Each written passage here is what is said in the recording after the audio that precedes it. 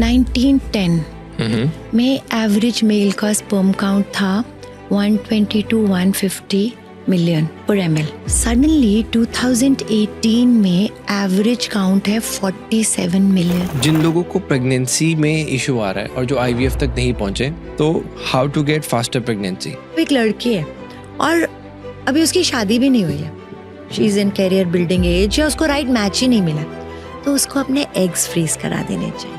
लड़के अपने sperms freeze करा दें। सिद्धू मूसेवाला के पेरेंट्स, उनका एक नया बच्चा आ गया, तो अब यहाँ पे ये सवाल आता है कि क्या एक एज के बाद लड़कियां प्रेग्नेंट हो सकती हैं कि नहीं। मार्केट में प्रोडक्ट्स भी आते हैं कि आपका जो टेस्टोस्टेरोन है वो बढ़ जाएगा, तो क्या ऐसा सच में है? अगर टेस्टोस्टेरोन बढ़ेगा बाय सप्लीमेंट्स तो क्या होगा, वापस ब्रेन को बोलेगा खूब टेस्टोस्टेरोन है, तो जो ऊपर वाले हार्मोन्स हैं वो खत्म हो जाएंगे, तो स्पर्म काउंट नील हो जाएगा। कोई भी लड़का अपना स्पर्म काउंट कैसे बढ़ा सकता है? 3 मेन कारण बोलूं। जिनकी इरेक्शन में प्रॉब्लम है लड़कों की, उनको क्या करना चाहिए? एक एज के बाद बॉयज की इरेक्शन कम होने लगती है क्योंकि टेस्टोस्टेरोन नेचुरली कम होने लगता है। 40 से कम हर 4 में से एक लड़का इस प्रॉब्लम से सफर कर रहा है। आज की डेट में हर 3 में से एक PCOD या PCOS है। मैस्टरबेशन के ऊपर आपको क्या लगता है? तो स्टडीज ने ये बताया कि जो मेल्स सेक्सुअली एक्टिव है, चाहे वो पार्टनर के साथ चाहे वो मैस्टरबेट करते हैं, they will live longer than people जो कि सेक्सुअली एक्टिव नहीं है। आप इतनी सारी सेलिब्रिटीज देखो जिन्होंने 40, 45, 50 में भी जाके बच्चा लिया है। कौन से सेलिब्रिटीज जैसे? ऐसे ना मैं नाम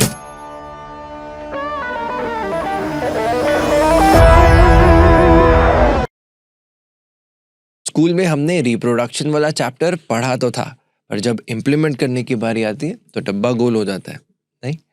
नमस्कार, आज के एपिसोड में हमारे साथ है डॉक्टर मनीषा मेहता। एक गायनेकोलॉजिस्ट हैं, IVF स्पेशलिस्ट हैं, इनका एक हॉस्पिटल है हिसार, हरियाणा में।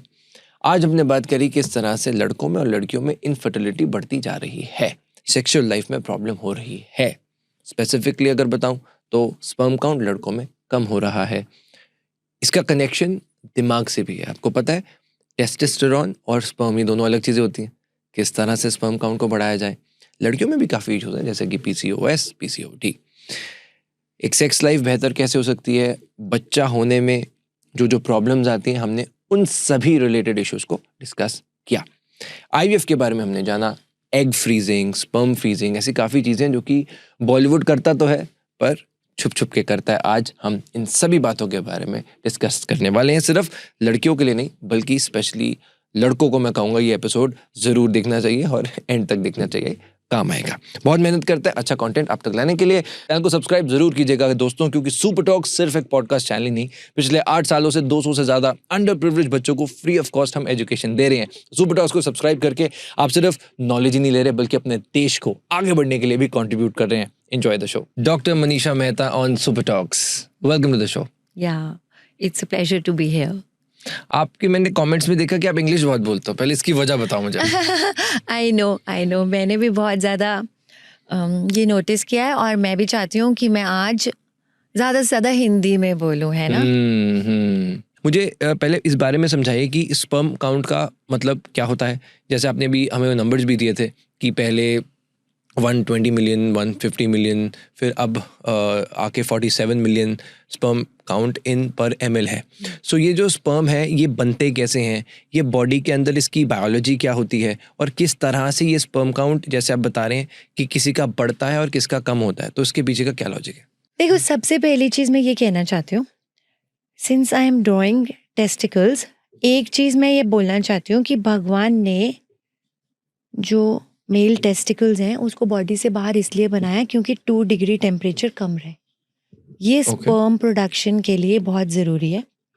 और क्योंकि हम बात कर रहे हैं फर्टिलिटी की या स्पर्म काउंट्स के कम जाने की, अगर मैं इस बारे में बात नहीं करती कि हम लोग हीट की वजह से बहुत ज़्यादा स्पर्म्स को डैमेज कर रहे हैं। हीट कहाँ से शुरू होती है? जो न्यू जनरेशन का बच्चा पैदा होता है उसको हगी पिला दिया जाता है। हग्गी के अंदर का टेम्परेचर इतना राइज हो जाता है, किसी भी मदर से पूछ के देखो कि जब वो हग्गी उतारती है वो पॉटी और सुसु से जो सनी हुई चीज होती है, इट्स वेरी हॉट।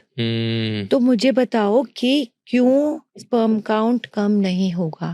तो तुम्हें बचपन की प्रॉब्लम है तो फिर बचपन और से होता बेचारे आ रहा बच्चे की गलती भी नहीं है, है। उसको पता भी नहीं है हो क्या उसको रहा है। पता भी नहीं है। हाँ। ये लैपटॉप्स,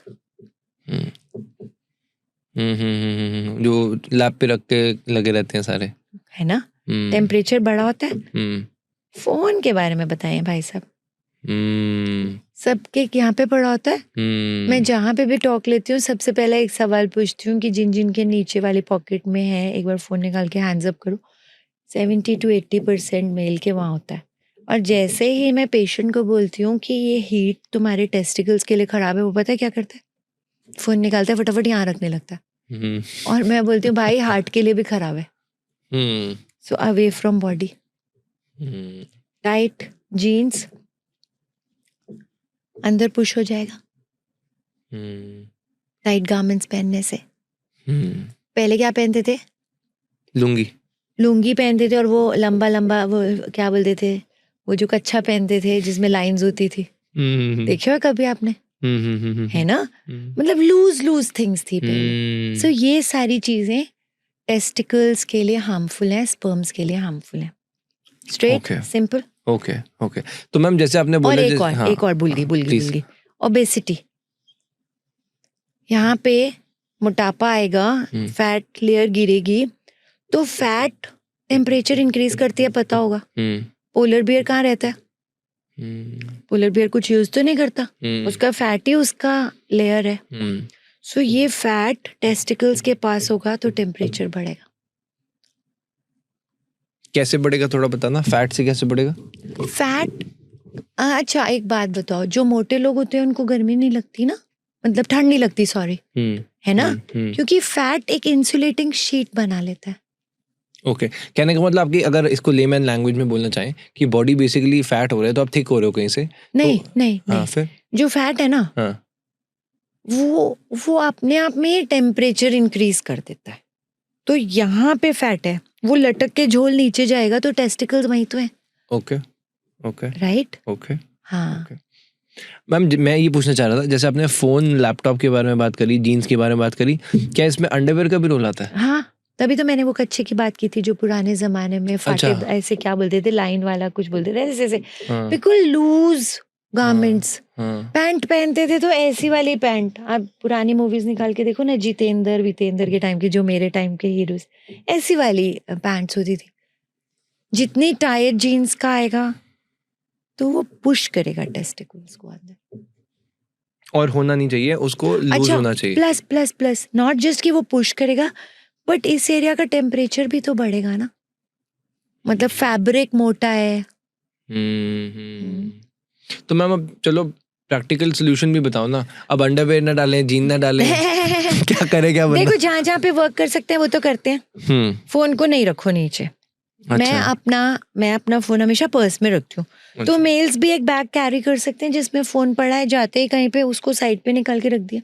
अपनी बॉडी के इतना पास क्यों रखना? ठीक है ठीक है, लैपटॉप को लैप पे नहीं लेके बैठना। ठीक है, फोन लैपटॉप हो गया। गारमेंट सिलेक्ट करते वक्त इतना तो कर सकते हैं कि हद से ज्यादा टाइट ना हो, थोड़ा लूज डाल ले, अगर एम है तो एल डाल लो, ऐसा कर ले। राइट। सो जितने पे कर सकते हैं। और मदर्स के लिए तो बहुत ज्यादा रिक्वेस्ट है कि प्लीज हगीज मत यूज करें। आई नो आपका लाइफ बहुत कंफर्टेबल हो जाता है बाय यूजिंग हगी, क्योंकि बच्चा हर 2-3 आवर्स में रात को उठकर सुसु करता है, और जैसे ही सुसु करेगा वो उठेगा, रोएगा। और जो मदर्स हगीज पहनाती है वो ये बोलती है कि वो बच्चा पूरा एक बार सोता है। बट हम अगर बच्चा पैदा कर रहे हैं तो शायद अपने कंफर्ट को ना देखें तो अच्छा है, राइट। तो आपका कहने का मतलब ये जो डायपर्स हैं ये नहीं डालने चाहिए, ओनली इन इमरजेंसी। इनफैक्ट आजकल ना मदर्स टॉयलेट ट्रेन भी नहीं कर रही हैं। मतलब हमारे जमाने में क्या होता था, 2-3 मंथ्स का बेबी होता था, हम टॉयलेट ट्रेन करने लगते थे। अभी हगी टाइम आ गया है तो 1 साल 2 साल बच्चा उसी में कर ही जा रहा है। मदर्स तो हमारी मम्मी तो हम चादर ही चेंज करती रह गई हैं। हाँ, मैं भी उसी जनरेशन की हूँ। ठीक है, तो दिस इज वन थिंग जो मैं सबसे पहले बोलना चाह रही थी कि ये एक कारण है जिसकी वजह से स्पर्म काउंट कम हो रहा है। या अब मैं समझाती हूँ कि स्पर्म प्रोडक्शन होती कैसे है। हाँ, बताओ। देखो, स्पर्म प्रोडक्शन टेस्टिकल में होती है, ये तो ठीक है, लेकिन स्टार्ट बिजनेस होता है ब्रेन से। एक ऑर्गन होता है जिसको हम बोलते हैं हाइपोथैलेमस। ओके। वो पिट्यूटरी पे काम करता है। मैं इसके हार्मोन्स नहीं बताऊंगी। जो एक हार्मोन रिलीज करता है जिसको बोलते हैं FSH, फॉलिकुलर स्टिमुलेटिंग हार्मोन, जो टेस्टिकल्स में जाएगा और स्पर्म प्रोड्यूस करेगा। ओके। बड़ी इंटरेस्टिंग सी बात है कि स्पर्म्स प्रोडक्शन और टेस्टोस्टेरॉन एक ही बात नहीं है। मेल हार्मोन है टेस्टोस्टेरॉन, सबने सुना हुआ है। टेस्टोस्टेरॉन सब बात करते हैं, जिम में प्रोडक्ट्स आते हैं टेस्टोस्टेरॉन, ये वो बूस्ट कर देगा, टेस्टोस्टेरॉन बूस्ट कर बहुत कुछ आता है। या सो एक हार्मोन है FSH जो स्पर्म प्रोडक्शन करेगा। दूसरा एक हार्मोन हमारी बॉडी में है जिसको बोलते हैं LH, ल्यूटिनाइजिंग हार्मोन, जो टेस्टिकल्स पे काम करके टेस्टोस्टेरॉन बनाएगा। ओके। तो टेस्टोस्टेरॉन लेवल भी कम हो रहे हैं सरप्राइजिंगली। पिछले 5 डिकेड्स में, 50 साल में 50% reduction of average testosterone level हो गया। लोगों का टेस्टोस्टेरॉन लेवल 50% कम हो गया 50 इयर्स में। तो यहाँ पे मैंने ये जो डायग्राम बनाया है, मैं सबसे इम्पोर्टेंट जो बात बोलना चाहती हूँ वो ये कि सारा का सारा काम शुरू हो रहा है ब्रेन में। तो इसको खाली यहाँ से मत कनेक्ट करो। Okay. That is one reason कि स्ट्रेस बढ़ रहा है तो आपके हाइपोथैलेमस और पिट्यूटरी में असर आ रहा है, FSH LH में असर आ रहा है, इसलिए भी ये दोनों चीजें हो रही हैं। ओके। सो हम चाहे हम मेल फर्टिलिटी की बात करें चाहे फीमेल फर्टिलिटी की बात करें, स्ट्रेस एक बहुत इंपॉर्टेंट कारण है, मैंने शुरू में भी बोला था। सो अगर हम मतलब वो जेनरेशन है जो ध्यान रखना चाहती है अपने रिप्रोडक्टिव सिस्टम का, अपनी सेक्सुअल हेल्थ का, तो हमें ये भी ध्यान रखना होगा कि कैसे लाइफ को बैलेंस करना है। इनफैक्ट मैं एक बात बताऊं, मैम इसमें जाने से पहले एक छोटी सी मेरे को इस पे आना। okay. इस पे आपने एक ये चीज बोला था कि स्पर्म अलग चीज है, टेस्टोस्टेरोन अलग चीज है। yes. तो ये अलग कैसे? अलग और कैसे? जो रिप्रोडक्शन होती है तो उसमें स्पर्म का कितना रोल है और टेस्टोस्टेरोन का कितना रोल है? ओके। देखो, टेस्टोस्टेरॉन वो वाला हार्मोन है जो इरेक्शन करता है। ओके। जो हम परफॉर्मेंस की बात करते हैं कि मेल परफॉर्म कर पाया कि नहीं कर पाया, इरेक्शन होगी तो परफॉर्मेंस हो पाएगी। अगर इरेक्शन ही नहीं होगी तो उसके लिए एक एडिक्वेट अमाउंट ऑफ टेस्टोस्टेरॉन चाहिए। अच्छा, ठीक है। अच्छा। बहुत बार मेरे पास ऐसे पेशेंट्स आते हैं जिनका स्पर्म काउंट नील होता है, बट वो टेस्ट ही कराने को राजी नहीं होते क्योंकि उनको लगता है कि वो परफॉर्म तो ठीक कर रहे हैं, तो उनको लगता है कि उनको कोई प्रॉब्लम ही नहीं है, प्रॉब्लम वाइफ में होगी। तो ये दो बिल्कुल सेपरेट इश्यूज हैं। हालांकि टेस्टोस्टेरॉन की जरूरत है बच्चा प्रोड्यूस करने के लिए, क्योंकि जब तक इरेक्शन नहीं होगी, बट स्पर्म्स वो चीज है जो फर्टिलाइजेशन करेगा, जो एग में जाके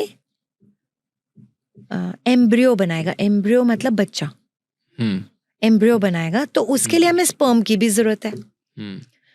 ऐसे भी कपल्स होते हैं जिनके स्पर्म काउंट तो बहुत ठीक है बट टेस्टोस्टेरॉन लो है, तो वो परफॉर्म नहीं कर पाते, परफॉर्मेंस प्रॉब्लम है उनको, लेकिन स्पर्म्स हैं, राइट। सो इस तरह ये दो डिफरेंट चीजें हैं। ओके। सिंस मैं इतनी सारी बातें कर रही हूँ तो मैं एक बहुत इंपॉर्टेंट बात यहाँ पे बोलना चाहती हूँ कि FSH लेवल नॉर्मली लगभग 4 to 8, 9 होता है। ओके। ये इसलिए इम्पोर्टेंट है कि कभी कभी किसी का स्पर्म काउंट नील होता है, ठीक है, लेकिन उनके स्पर्म्स बन रहे होते हैं but they are not coming out, बाहर नहीं आ रहे होते क्योंकि कोई ब्लॉकेज है। ओके ओके तो ऐसी कंडीशन में जो एक मैंने बहुत गलत प्रैक्टिस देखी है कि जैसे ही लड़का अपना स्पर्म टेस्ट कराएगा नील है, वो जाके एक टेस्टिकुलर बायोप्सी करा लेता है, यहाँ से एक नीडल डलवाता है कि भाई स्पर्म्स अंदर बन रहे हैं कि नहीं चेक कराने के लिए। तो दिस इज नॉट इम्पॉर्टेंट, ये नहीं करना है, ये कभी नहीं करना है, क्योंकि नीडल डालने से कभी कभी ऐसी एंटीबॉडीज बन जाती हैं कि अगली बार नहीं निकलेंगे। कि अगर किसी का स्पर्म काउंट नील है तो सीरम एफएसएच चेक कराएं। अगर सीरम एफएसएच बहुत कम है, बहुत कम, यूजुअली 1 से कम होता है, तो इसका मतलब यहाँ पे जो मैं ब्रेन में बोल रही थी, यहाँ पे उनके हॉर्मोन्स ही नहीं बन रहे, ठीक है, इसलिए स्पर्म्स नहीं बन रहे। तो ये पेशेंट्स को ट्रीट करना बहुत आसान होता है कि ये वाले जो हॉर्मोन्स हैं आपने सप्लीमेंट किया, उनके टेस्टिकल्स में हॉर्मोन्स आ गए, स्पर्म बनने लगेंगे। ओके तो इनको कहीं से स्पर्म लेने की जरूरत नहीं है। ओके और अगर किसी का स्पर्म काउंट 4 to 8 या नॉर्मल रेंज में, आप जिस भी लेबोरेटरी से टेस्ट कराते हैं यूजुअली वो एक नॉर्मल रेंज भी लिख देते हैं, नॉर्मल रेंज में है, तो इसका मतलब स्पर्म्स हैं पर बाहर नहीं आ रहे। ओके तो इसमें भी बच्चा उनका खुद का हो सकता है। देयर आर टेक्निक्स कि हम मान लो यहाँ पे ब्लॉकेज है, तो हम ब्लॉकेज से जस्ट पहले जाएंगे और स्पर्म्स निकाल लेंगे, आईवीएफ करेंगे। आईवीएफ में इक्सी करेंगे, यानी एक एग में एक स्पर्म अंदर इंजेक्ट करेंगे, बच्चा बन जाएगा, जिसको मदर के अंदर प्लांट कर देते हैं। ओके ओके तो ये दूसरी कंडीशन है। ठीक है। अब एक और इंटरेस्टिंग सी बात है कि कभी कभी एफएसएच 15 से भी ज्यादा आ जाता है, जब लोग कह देते हैं टेस्टिकुलर फेलियर हो गया, यानी आपकी टेस्टिस काम नहीं कर रही हैं। बहुत बार ऐसे पेशेंट्स को बाहर से स्पर्म्स लेने पड़ते हैं जिनको हम डोनर स्पर्म बोलते हैं, बट कभी कभी जब हम इनका टेस्टिकल खोलते हैं, एक टेक्निक होती है जिसको हम बोलते हैं माइक्रोटीजा,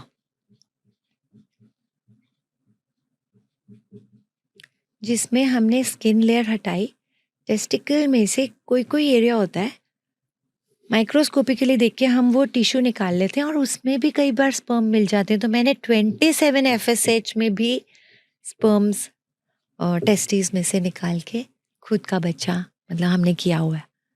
वाओ। या सो बहुत जल्दी डिसीजन नहीं लेना चाहिए कि हमें डोनर स्पर्म लेने हैं कि नहीं। एक राइट डॉक्टर के पास जाना बहुत जरूरी है। मुझे ऐसे लगता है मैंने इन 15 मिनट में आपको पूरी मेल साइंस सारी समझा दिया।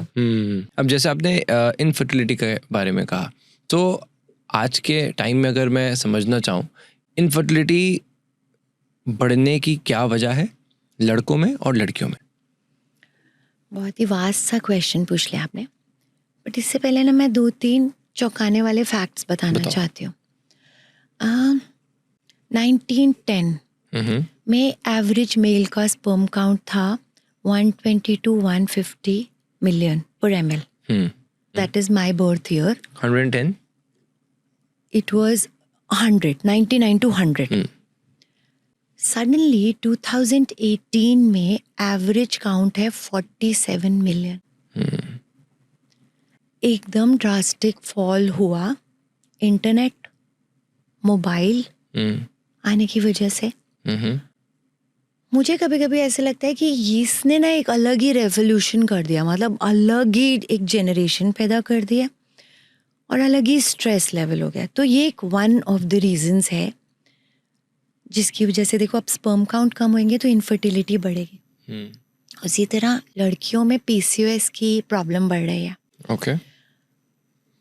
जब मैं स्टूडेंट थी तो हर 10 में से एक लड़की पीसीओएस होती थी। 2000 तक आते आते हर 5 में से एक लड़की पीसीओएस हो रही थी। आज की डेट में हर 3 में से एक पीसीओडी या पीसीओएस है। सो पीसीओएस में बेसिकली हार्मोन्स इम्बैलेंस हो जाते हैं, ओव्यूलेशन नहीं होता, एग नहीं बनता प्रॉपर्ली। तो ये एंडोमेट्रियोसिस बढ़ना, तो ऐसी ऐसी प्रॉब्लम्स जो बढ़ रही हैं, ये सारी की सारी लाइफस्टाइल डिजीजेस है। तो कमिंग बैक उस क्वेश्चन पे कि क्यों बढ़ रही हैं, तो अगर मैं 3 मेन कारण बोलूं, तो 1910 के जैसा ना तो खाना खा रहे हैं आज की जनरेशन, ना उतनी फिजिकल लेबर हो रही है। मैं मानती हूँ कि 1910 का मेल या 1973 का मेल या फीमेल कोई जिम नहीं जाता था, बट लाइफस्टाइल ही ऐसा था कि मतलब मोबाइल, काम करना है, भाग भाग के इधर चले गए। अगर हम गांव की बात करें तो खेती बाड़ी लोग खुद करते थे। आज इवन हमारे एरिया में कोई भी लोग खुद नहीं कर रहे अपनी खेती बाड़ी, उसको आगे दे देते हैं टू लेबरर्स जो उस चीज़ को मैनेज कर रहे हैं। तो फिजिकल एक्टिविटी बहुत कम हो गई है। मैं छोटी बच्ची थी तो मेरी नानी के घर जाते थे तो चक्की पे आटा पीसते थे, और बड़ी इंटरेस्टिंग सी बात यह है कि एक बार चक्की पे आटा नहीं पीसते थे कि एक हफ्ते का पीसा है, मॉर्निंग अलग, आफ्टरनून, मतलब वो पड़ी हुई थी एक जगह पे, तो फ्रेश पीसा, यूज़ किया। और आज तो ये है कि आटा गूंद लिया तो वो 1-2 दिन ही चलता रहता है। तो खान पान खराब हो गया, फिजिकल लेबर खराब हो गई, लेकिन सबसे वर्स्ट जो हुआ है, स्ट्रेस लेवल बढ़ गया। एमिनिटी सब कुछ है, सब कुछ अवेलेबल है, लेकिन जनरेशन खुश नहीं है। थोड़ी देर के लिए खुश है जब वो सोशल मीडिया पे बैठे हैं, वो छोटी छोटी डोपामिन स्पाइक्स आती रहती है, करते करते करते करते डोपामिन रिसेप्टर्स ऑक्यूपाई हो जाते हैं और आपको खुश होना ही खत्म हो जाता है। आप अगर अपने पापा की जनरेशन में पूछोगे तो जब उन्होंने फर्स्ट साइकिल ली होगी, कुछ अलग ही खुशी का वो होगा, और पहली कार। लेकिन जैसे जैसे मनी बढ़ता गया, चीजें आती गई, पर वो खुशी बहुत छोटी होती जा रही है। तो स्ट्रेस लेवल बढ़ रहा है। ओके, सो ये 3 मेन रीजंस हैं जो मैं ओके। सो अगर पहले हम फीमेल से शुरू करते हैं, आपने पीसीओएस एंड पीसीओडी के बारे में बताया, तो उसके बारे में अगर आप समझाना चाहें, जैसे पीसीओएस में आपने बताया हार्मोन इनबैलेंस होना, तो पीसीओडी के बारे में अगर थोड़ा सा आप इन्फॉर्मेशन देना चाहें, and how to cater to this, इसके लिए कोई लड़की क्या कर सकती है? ओके। सो सबसे पहले मैं अपने व्यूअर्स को यही कहना चाहती हूँ कि अगर पीसीओएस या पीसीओडी डायग्नोज होता है तो डरो मत। बेसिकली जब हमारी बॉडी के अच्छे हार्मोन्स कम हो रहे हैं और थोड़े से बुरे हार्मोन्स बढ़ रहे हैं तो पीसीओएस हो जाता है। बट एक गुड न्यूज़ ये है, क्योंकि ये लाइफस्टाइल डिजीज़ है, तो लाइफस्टाइल मॉडिफिकेशन से हम ठीक कर सकते हैं प्रॉब्लम को, राइट? कैसे पता चले कि किसी को पीसीओएस है? पीरियड्स इरेगुलर होना, फैट ओबेसिटी आ जाना, स्पेशली एब्डोमिनल एरिया में, पेट के अराउंड, और अगर मैरिज हो गई है तो इनफर्टिलिटी की समस्या होना, बहुत ज़्यादा हेयर ग्रोथ फेस पे या बॉडी के किसी और पार्ट पे, एक्ने होना, पिंपल्स जिसको बोलते हैं। एक जगह तो हेयर ग्रोथ बढ़ रही है और बाल यहाँ से उड़ रहे हैं, क्योंकि थोड़े से मेल हार्मोन्स भी बढ़ गए, टेस्टोस्टेरोन लेवल बढ़ गए, तो मेल पैटर्न बाल्डिंग और ये सब होना। तो ये सारी चीज़ें हैं जिससे पता चलेगा कि किसी लड़की को पीसीओएस है। बड़ा इंटरेस्टिंगली कभी कभी ऐसा होता है कि कोई भी प्रॉब्लम नहीं है, प्रॉब्लम ही नहीं है, हाँ, मतलब इनमें से कुछ सिम्टम नहीं है आपको, लेकिन स्टिल आपकी ओवरीज में पीसीओएस पैटर्न है। तो शायद ये वो टाइम है जब अगर आप ध्यान रख लोगे तो प्रॉब्लम नहीं आएगी। और अगर आप बैड डाइट, स्ट्रेस लेवल और फिजिकल एक्टिविटी, इन सब चीज़ की तरफ ध्यान नहीं दोगे तो ये बढ़ के नॉट इवन यहाँ तक जिन लोगों की फैमिली भी कंप्लीट है, फिर उनमें कैंसर के रिस्क बढ़ जाते हैं, डायबिटीज़ होने के रिस्क बढ़ जाते हैं, हार्ट अटैक के रिस्क बढ़ जाते हैं। तो बहुत इम्पॉर्टेंट है कि ना केवल अनमैरिड गर्ल्स में या मैरिड लेडीज़ में, बट लॉन्ग टर्म ध्यान रखना शायद हर लेडी के लिए ज़रूरी है। जैसे मैंने कहा कि पहले 10 में से 1 को था, आज 3 में से 1 को है, तो कहीं ये ना हो कि जो 2 बचे हो या उनको भी हो जाए, तो है ना, प्रोफाइल एक्सेस बोलते हैं इसको, कि ध्यान रखना जरूरी है।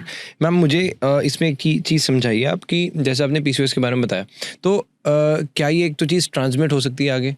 सेकंड, ये जो जैसे अगर किसी को कुछ चोट लगती है तो यहाँ पर दिखता है, तो पीसीओएस जब आपने ये बताया कि किस तरह से वो मुंह पे इफेक्ट करता है, हेयर्स होंगे या नहीं होंगे, तो क्या ये कहीं पे बॉडी में कोई केमिकल चेंज भी होता है या कोई पर्टिकुलर पार्ट में कोई स्पेसिफिक चीज़ होती है जिससे कि पीसीओएस को या पीसीओडी को डिटेक्ट किया जाए? ओके, PCOS मतलब पॉलीसिस्टिक ओवेरियन डिजीज, ठीक है। जो ओवरीज होती हैं उसमें बहुत सारे छोटे छोटे एंट्रल फॉलिकल्स होते हैं। तो डिटेक्ट करने का एक तो तरीका हो गया, आप अल्ट्रासाउंड करा सकते हैं, यूजुअली डे 2 पे कराना चाहिए। ओके। और पीसीओडी के हार्मोनल मार्कर्स भी होते हैं, मतलब आप किसी अच्छी लेबोरेटरी पे जाएंगे और बोलेंगे कि मेरे को पीसीओडी का पैनल करना है ताकि मुझे पता चले है कि नहीं है, तो ये एक अलग तरीका है। ओके। मैंने बताया कि मोस्ट कॉमन जो प्रॉब्लम है इरेग्युलर पीरियड्स का होना, कि कभी बहुत दिन में आ रहे हैं, कभी टू सून आ रहे हैं, कोई सिवियर कंडीशन में ऐसा भी होता है कि पीरियड्स आते ही नहीं है, विद मेडिसिन ही आएंगे। तो ये सारे मार्कर्स हैं जिससे कि किसी को पता चल सकता है कि पीसीओडी या पीसीओएस है कि नहीं है। ओके। आपने जैसे कहा कि लाइफस्टाइल में इम्प्रूवमेंट होनी चाहिए, तो क्या कोई पर्टिकुलर डाइट है जिसको पीसीओएस हो, लड़कियों के लिए स्पेशल कोई डाइट? ओके, क्योंकि अब हम डाइट की बात करें तो ये डाइट मैं लड़कियों के लिए, लड़कों के लिए, बच्चा चाहिए कि नहीं चाहिए, आप यंग हो, आप ओल्ड हो, इसको मैं एंटी एजिंग डाइट भी बोल सकती हूँ। मतलब एवरीथिंग क्योंकि मैं खुद भी सिंस मैं सोशल मीडिया पे आई पुट इन्फॉर्मेशन, तो क्या होता है कि कुछ भी बोलने से पहले आप खुद करो। आई बिलीव इन दैट कि नहीं तो कोई सुनेगा नहीं। सो 3 चीजें जो छोड़नी है। ओके। एक है शुगर। अभी मैं तो मिठाई खा के आया हूं। जितना कम मीठा खाओगे, पहले मैं पता है क्या बोलती थी, पहले मैं बोलती थी कि आप हर बंदा अपनी जिंदगी का मीठा लिखवा के आया, तो आप थोड़ा थोड़ा खाओगे तो लंबा खा पाओगे। बट अब मैं बोलती हूँ कि नहीं यार, थोड़ा थोड़ा भी नहीं, थोड़ा भी नहीं।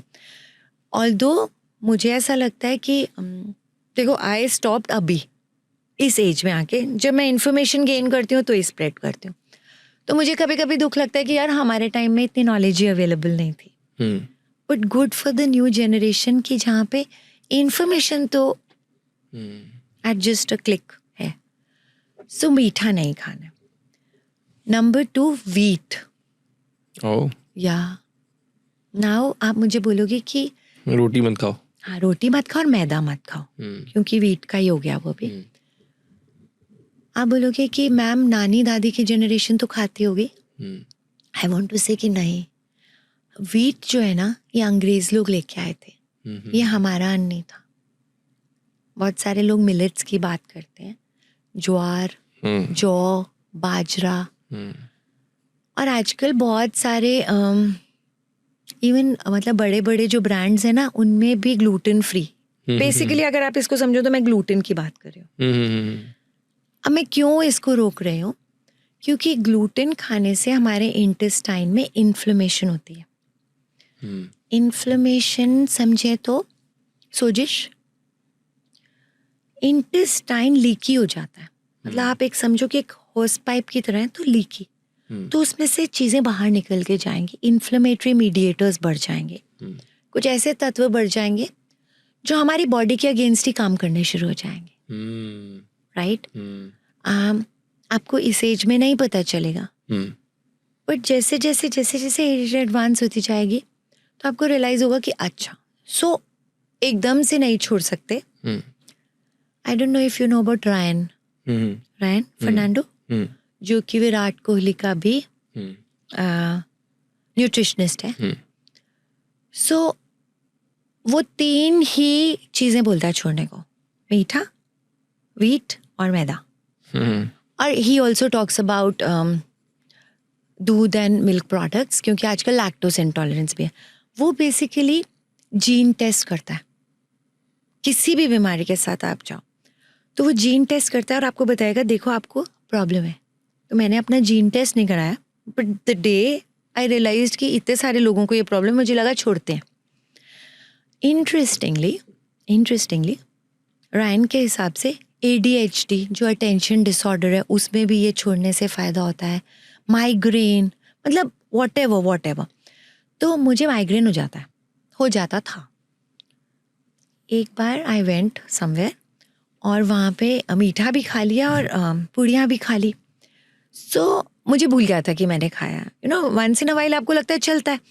मॉर्निंग पे जब मैं नेक्स्ट डे उठी and I told my husband कि यार आज मेरे को ना हल्का सा, सो इसे ड्रायन बोलता है ये, मुझे याद. Oh my god. So now I take care कि मैं नहीं खाऊं. मतलब मुझे लगता है कि यहाँ तक ही है टेस्ट. तो यू विल नॉट बिलीव मेरे पास कितनी मिठाइयाँ रोज की आती हैं, है ना, क्योंकि मेरा काम ही लोगों को बच्चा देना है. So every day. बट अब मन नहीं करता. इनिशियली 15-20 डेज क्रेविंग होती है मीठे की. You have to be firm. एक बार वो फेज निकल गई ना, फिर आपको ठीक लगने लगता है. सो ये 3 चीजें हैं जो छोड़नी है. Okay. बाहर के प्रोडक्ट्स नहीं खाने हैं. मतलब पैक चीजों को जितना अवॉइड कर सकते हैं. देखो 100% कोई नहीं कर सकता. वंस इन अ वाइल बाहर डिनर पे भी जाओगे तो उस समय मेक योर चॉइसेस कि क्या क्या हम बेटर ले सकते हैं. लाइक अगर मैं कहीं जाती हूँ तो इंस्टेड ऑफ रोटी मैं राइस डिमांड कर लेती हूँ. दाल सब्जी खा लो. Lots of salad. अब ये भी बड़ी इंटरेस्टिंग बात है कि फाइबर हमें बहुत ज़्यादा खाना है. सिंस हम खाने की बात कर रहे थे तो मैंने बोला क्या क्या नहीं खाना है. मैं बोलती हूँ क्या क्या खाना चाहिए हम सब लोगों को अपनी डाइट में. तो जितना हम खाना खा रहे हैं अगर उसका 50% फाइबर होगा. अच्छा, बड़ी इंटरेस्टिंग बात बताती हूँ. हमारे जो फोर फादर्स थे, जब मैं फोर फादर्स की बात कर रही हूँ तो मैं नानी दादी की जनरेशन नहीं बोल रही. फोर फादर्स, मैं हंटर गैदरर के टाइम की बात कर रही हूँ. ओके. वो 900 ग्राम की पॉटी करते थे. ओके. और आज का ह्यूमन बीइंग 180 ग्राम की स्टूल पास करता है. सो हम इतना ज्यादा फाइबर खाते थे और हम कहाँ पे आ गए. सब कुछ क्या बोलते हैं उसको, रिफाइंड होता जा रहा है. सो जितने ग्रेन्स मोटे हैं वो ज्यादा अच्छे हैं. सो घास फूस खानी चाहिए जितना पॉसिबल हो. इंटरेस्टिंगली कोई ये भी कहता है कि फर्स्ट थिंग और लास्ट थिंग आप फाइबर खाओ. ओके. उससे क्या होने वाला है कि एक सीव बन जाएगी, एक छन्नी बन जाएगी. Just see this. So what will happen, आपने कुछ ऊंच नीच खा भी लिया तो वो टेक केयर कर लेगी. ठीक है. तो क्या खाना है हमें. माई रूटीन ब्रेकफास्ट इज, हम लोग रात को सीड्स सोक इन कर देते हैं. सनफ्लावर, द ग्रीन और वाइट वाले जो भी होते हैं, सनफ्लावर, वाटरमेलन, मस्क मेलन, और 5 बादाम, 2 अखरोट रात को सोक करके रखते हैं. तो मॉर्निंग में उसका छिलका उतार के, तो वो भी एक टाइप का फाइबर ही, राइट. प्लस उसमें ना माइक्रो न्यूट्रिएंट्स होते हैं. मैं अपने पेशेंट्स को क्या बोलती हूँ कि देखो एक बीज जो है वो पूरे पेड़ को जन्म दे सकता है. सो उसकी कितनी ताकत है. क्योंकि आज की डेट में हमारी डाइट में माइक्रो न्यूट्रिएंट्स की डेफिशिएंसी आ गई. मैग्नीशियम, जिंक, ये वो इतनी सारी चीज़ें आप पढ़ोगे, राइट. बट आप कोई भी सप्लीमेंट्स लेते हो तो आप इसके नेचुरल सोर्सेज देखोगे ना, तो usually chia seeds, flax seeds, तो ये आपको अपनी डाइट में इनकॉर्पोरेट करना ही करना है. अगर मैं एक किसी लेमैन के लिए बोलूँ, हर कोई तो चिया सीड्स वगैरह अफोर्ड नहीं कर सकता. अगर फाइबर रिच डाइट चाहिए तो क्या होनी चाहिए? नहीं करना ही है. आप रोज नहीं अफोर्ड कर सकते, आप वीक में 2 दिन आप एक चिया सीड्स का पैकेट ले आओ. अच्छा. आप कभी तो खाओ. अगर आपके अंदर मतलब खाली रोटी खा के ना अपने आप को वो नहीं करना, हमें वो भी तो देनी है ना जो न्यूट्रिएंट्स है. आज आप कह रहे हो कि अफोर्ड नहीं कर सकता, डॉक्टर की दवाई हम अफोर्ड कर लेंगे, कंसल्टेशन, देन सप्लीमेंट्स. जो न्यू जनरेशन है ये तो बहुत ज्यादा ना सप्लीमेंट्स भी लेती है, पता है. लोग लेते हैं. सो नहीं लेना ही है. मतलब लेना ही है. अगर आप रोज नहीं अफोर्ड कर सकते, आप, मैंने क्या बोला, 5 बादाम ही तो बोले, 2 अखरोट ही तो बोले. ओमेगा 3 फैटी एसिड है. फ्लैक्स सीड्स इतने सस्ते हैं कि आप ही दे दोगे सबको. मतलब पुराने जमाने में तो ना कहते हैं कि वीट से भी सस्ते होते थे. अच्छा. हाँ, जिस एरिया में मैं हूँ तो पहले फ्लैक्स सीड्स ऐसे हो जाते थे, फिर फ्लैक्स सीड्स को हटा के वीट ग्रो करनी पड़ी कि भाई Oh. ये ज़्यादा एक्सपेंसिव है. ओके. बट हाँ, नेचुरली आजकल सब लोग बात कर रहे हैं तो वापस रेट तो इज ऑन डिमांड. बट इतने एक्सपेंसिव नहीं है चीज़ें. I think nothing is more expensive than your health. Right. So ma'am, अच्छा, सीड्स हैं, अपने सीड्स के अलावा भी कुछ फाइबर मैम बताना चाहते हो? सीड्स के अलावा सलाद ओके है ना, जो भी अवेलेबल है, जो मौसम का है वो लेना है. ओके. फ्रूट्स भी ले सकते हो. ठीक है ना, वो भी तो फाइबर हो गया. सारे फ्रूट्स का भी जूस नहीं पीना, बस एक चीज याद रखो, से नो टू जूस. पैक तो बिल्कुल नहीं, घर में भी नहीं, बिकॉज आप घर में जूस ले रहे हो तो उसमें से आपने असली फाइबर तो फेंक दिया और आपने सिर्फ शुगर ले लिया. सो ये जो बाहर भी लोग जूस पीते हैं 20 रुपए का पूरा, सोचते हैं बहुत हेल्दी हो गए, तो ये जूस बाहर नहीं पीने चाहिए.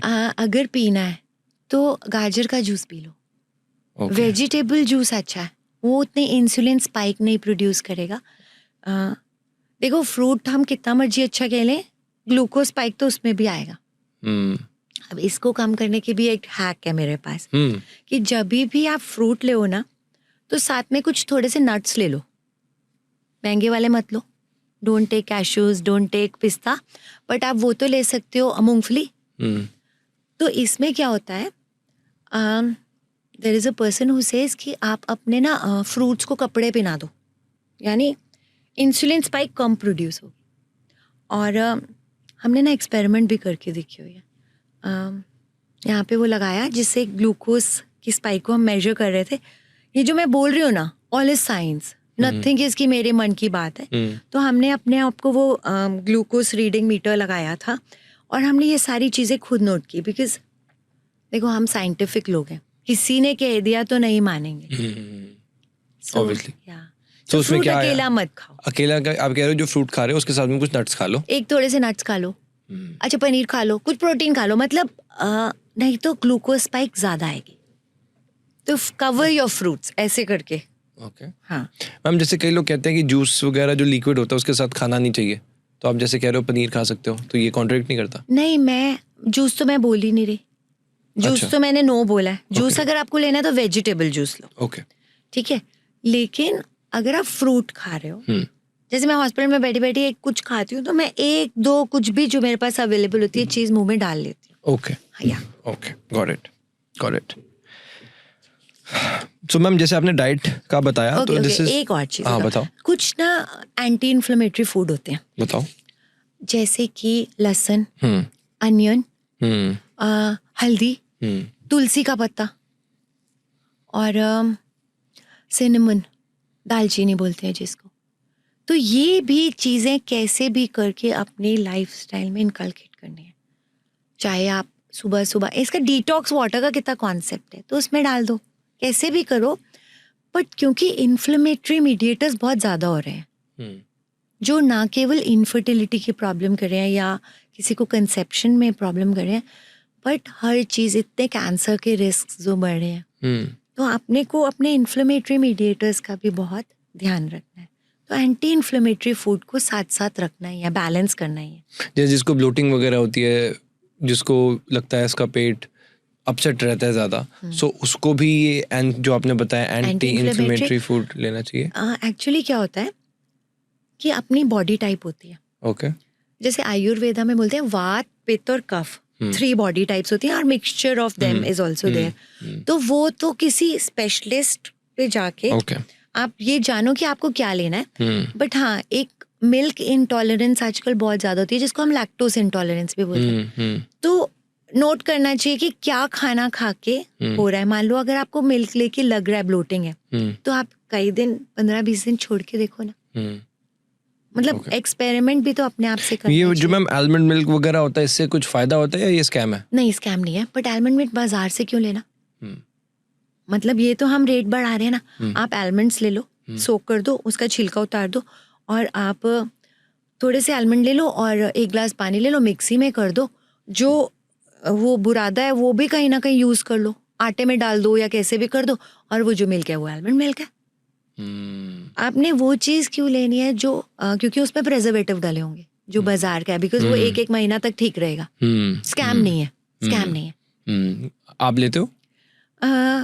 नहीं, मैं लेती नहीं हूँ, बट हाँ कभी मन कर जाए तो ले भी सकते. अब जैसे ब्रेकफास्ट में आपने बताया सीड वगैरह लेते हो, फिर आफ्टरनून में क्या लेते हो? ब्रेकफास्ट में मैं सीड्स लेती हूँ, फ्रूट ले लेती हूँ थोड़ा सा उसके साथ, और फिर मैं हॉस्पिटल जाने के बाद 1-2 घंटे बाद कुछ ले लेती हूँ जो घास फूस है, जो हमारा छोटू जो बना देता है, डिफरेंट काइंड। कुछ कभी मूंग बना दिया, कभी मोट बना दिया, उसमें कुछ भी सैलेड डाल के दे दिया। और फिर 3 और 4 o'clock के बाद मैं लास्ट मील लेती हूँ और that's it. I don't eat after, जैसे सूरज डूबने के बाद मैं खाना नहीं खाती, जिसको इंटरमिटेंट फास्टिंग भी बोलते हैं। जैनिज्म में तो ये डीप रूटेड है बहुत पहले से। जैनिज्म में डीप रूटेड है नहीं, but it really has a role. हमारा पैनक्रियाज, जैसे ही कोई इंसुलिन स्पाइक होगी तो पैनक्रियाज, सॉरी इंसुलिन है, ग्लूकोज स्पाइक होगी तो पैनक्रियाज इंसुलिन रिलीज करेगा।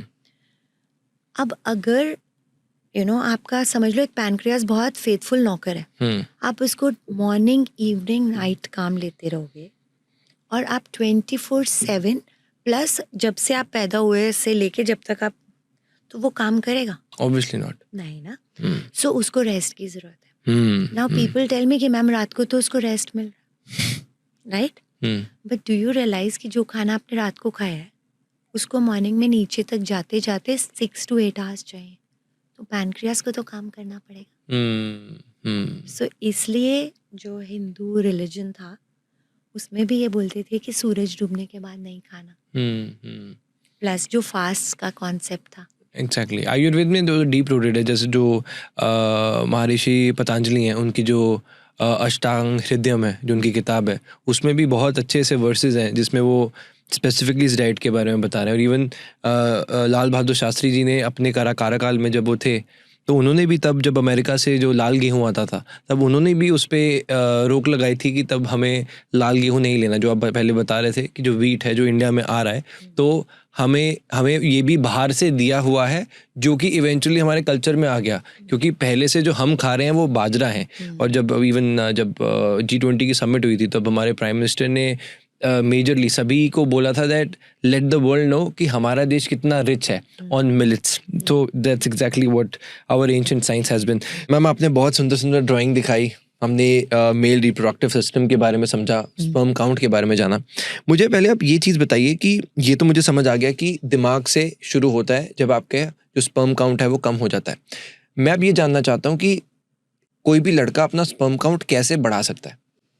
अब वहीं की वहीं कहानी शुरू होती है कि खाना पीना वही है जो मैंने PCOS के लिए बोला था। एक्सरसाइज हमें करनी है, क्योंकि आज की जो जनरेशन है वो बहुत ज़्यादा ना ऑन द कंप्यूटर्स काम कर रही है।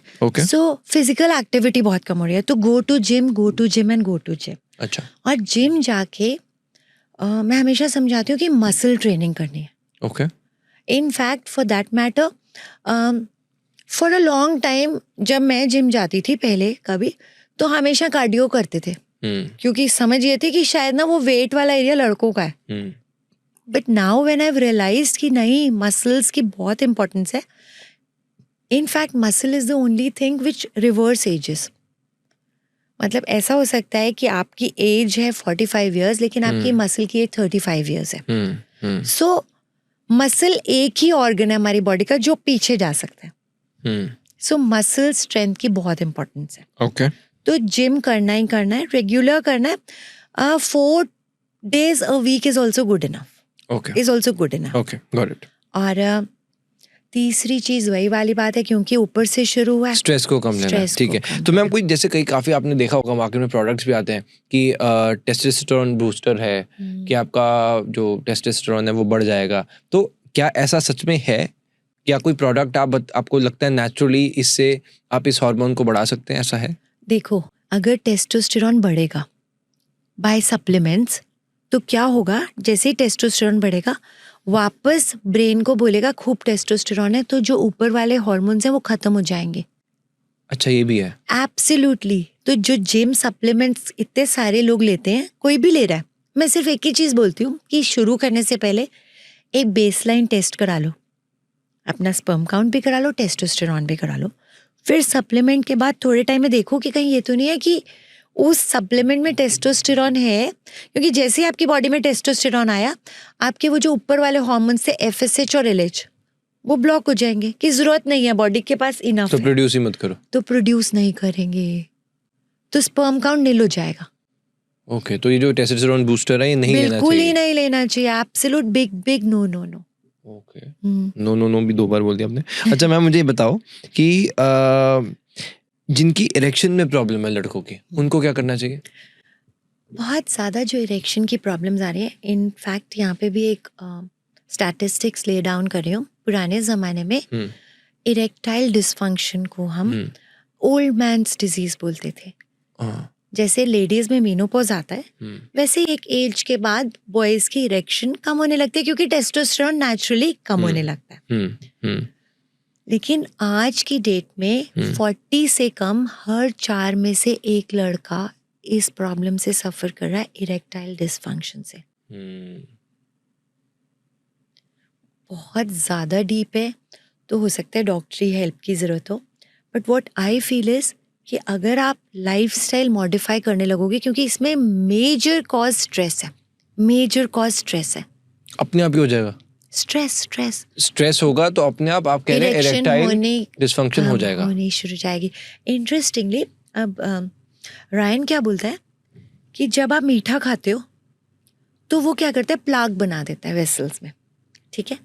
तो जो पेनिस होता है, इरेक्शन क्यों होती है कि there is a difference of pressure between arteries and veins. Vein और आर्टरी 2 टाइप की हमारी बॉडी में वेसल्स हैं, हम्म, तो उसके प्रेशर डिफरेंस की वजह से वेन्स एनगॉर्ज हो जाती है, तो इरेक्शन होती है।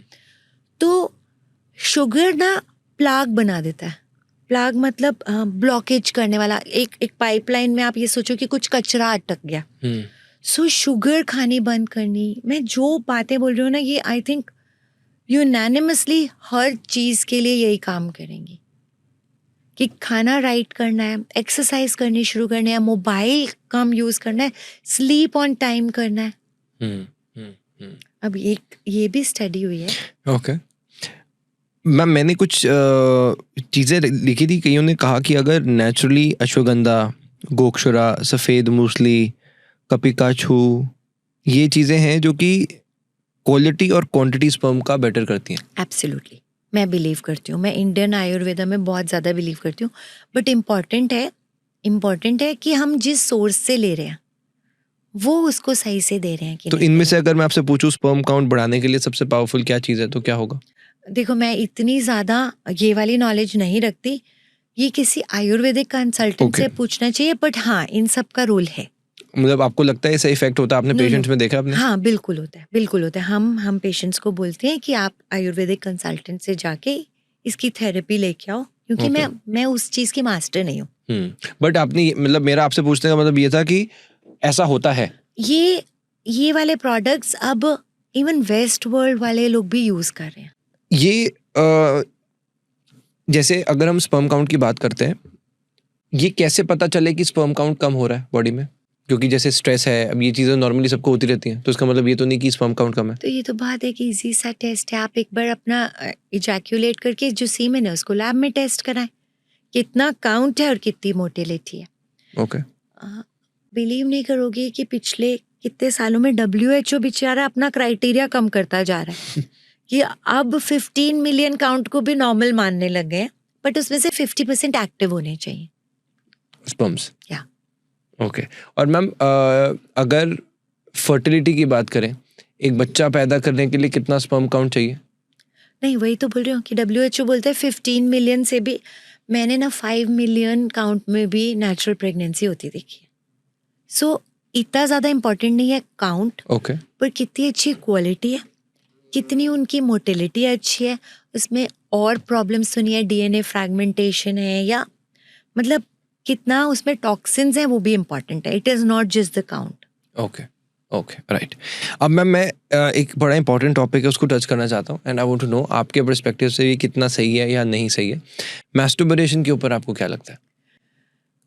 देखो, too much of anything is bad, okay but बहुत सारे ना ऐसे लोग होते हैं जिनको जो सेक्सुअली आफ्टर मैरिज वो फॉर्म नहीं कर पाते, क्योंकि उनके अंदर ना एक ये आ जाता है कि हमने अनमैरिड टाइम में मैस्टरबेट किया। तो this is not okay, this is not okay. A little bit masturbation मुझे लगता है ऑलमोस्ट ऑल मेल्स कर लेते हैं, and it is okay, it is not harmful, it is not harmful. मतलब लोगों के माइंड में ये होता है कि अगर हमने हफ्ते में इतनी बार कर लिया तो हमारा स्पर्म काउंट कम हो जाएगा, बाद में शादी में प्रॉब्लम आएगी। तो मैं ये बिल्कुल, रेड लाइन जानना चाहता हूँ, ये रेड लाइन क्या है? ये ना बिल्कुल ही गलत धारणा है। इनफैक्ट इजैक्यूलेट करना, उससे ना स्ट्रेस लेवल कम होता है। तो स्टडीज़ ने ये बताया है कि जो मेल्स सेक्सुअली एक्टिव हैं, चाहे वो पार्टनर के साथ, चाहे वो मैस्टरबेट करते हैं, they will live longer than people जो कि सेक्सुअली एक्टिव नहीं है। ओके। सो बहुत ज़्यादा ना इसको गलत वे में प्रमोट किया जा रहा है कि इट्स अ सिन। नहीं, it's okay, it's Okay. Okay, but too much of anything is bad.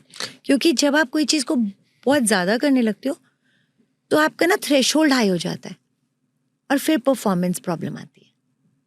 Okay, so ma'am अगर आप इसको बताना चाहें कि कितना ज़्यादा है, वीकली कितना होता है? ये तो I think I am not the right person, okay. But it's just you know my talking with my husband. मैं अपने हस्बैंड से भी जैसे बात करती हूँ कि तो ही टेल्स कि नहीं, नॉर्मल है मेल्स में after a particular age masturbate करना, इट्स नॉर्मल।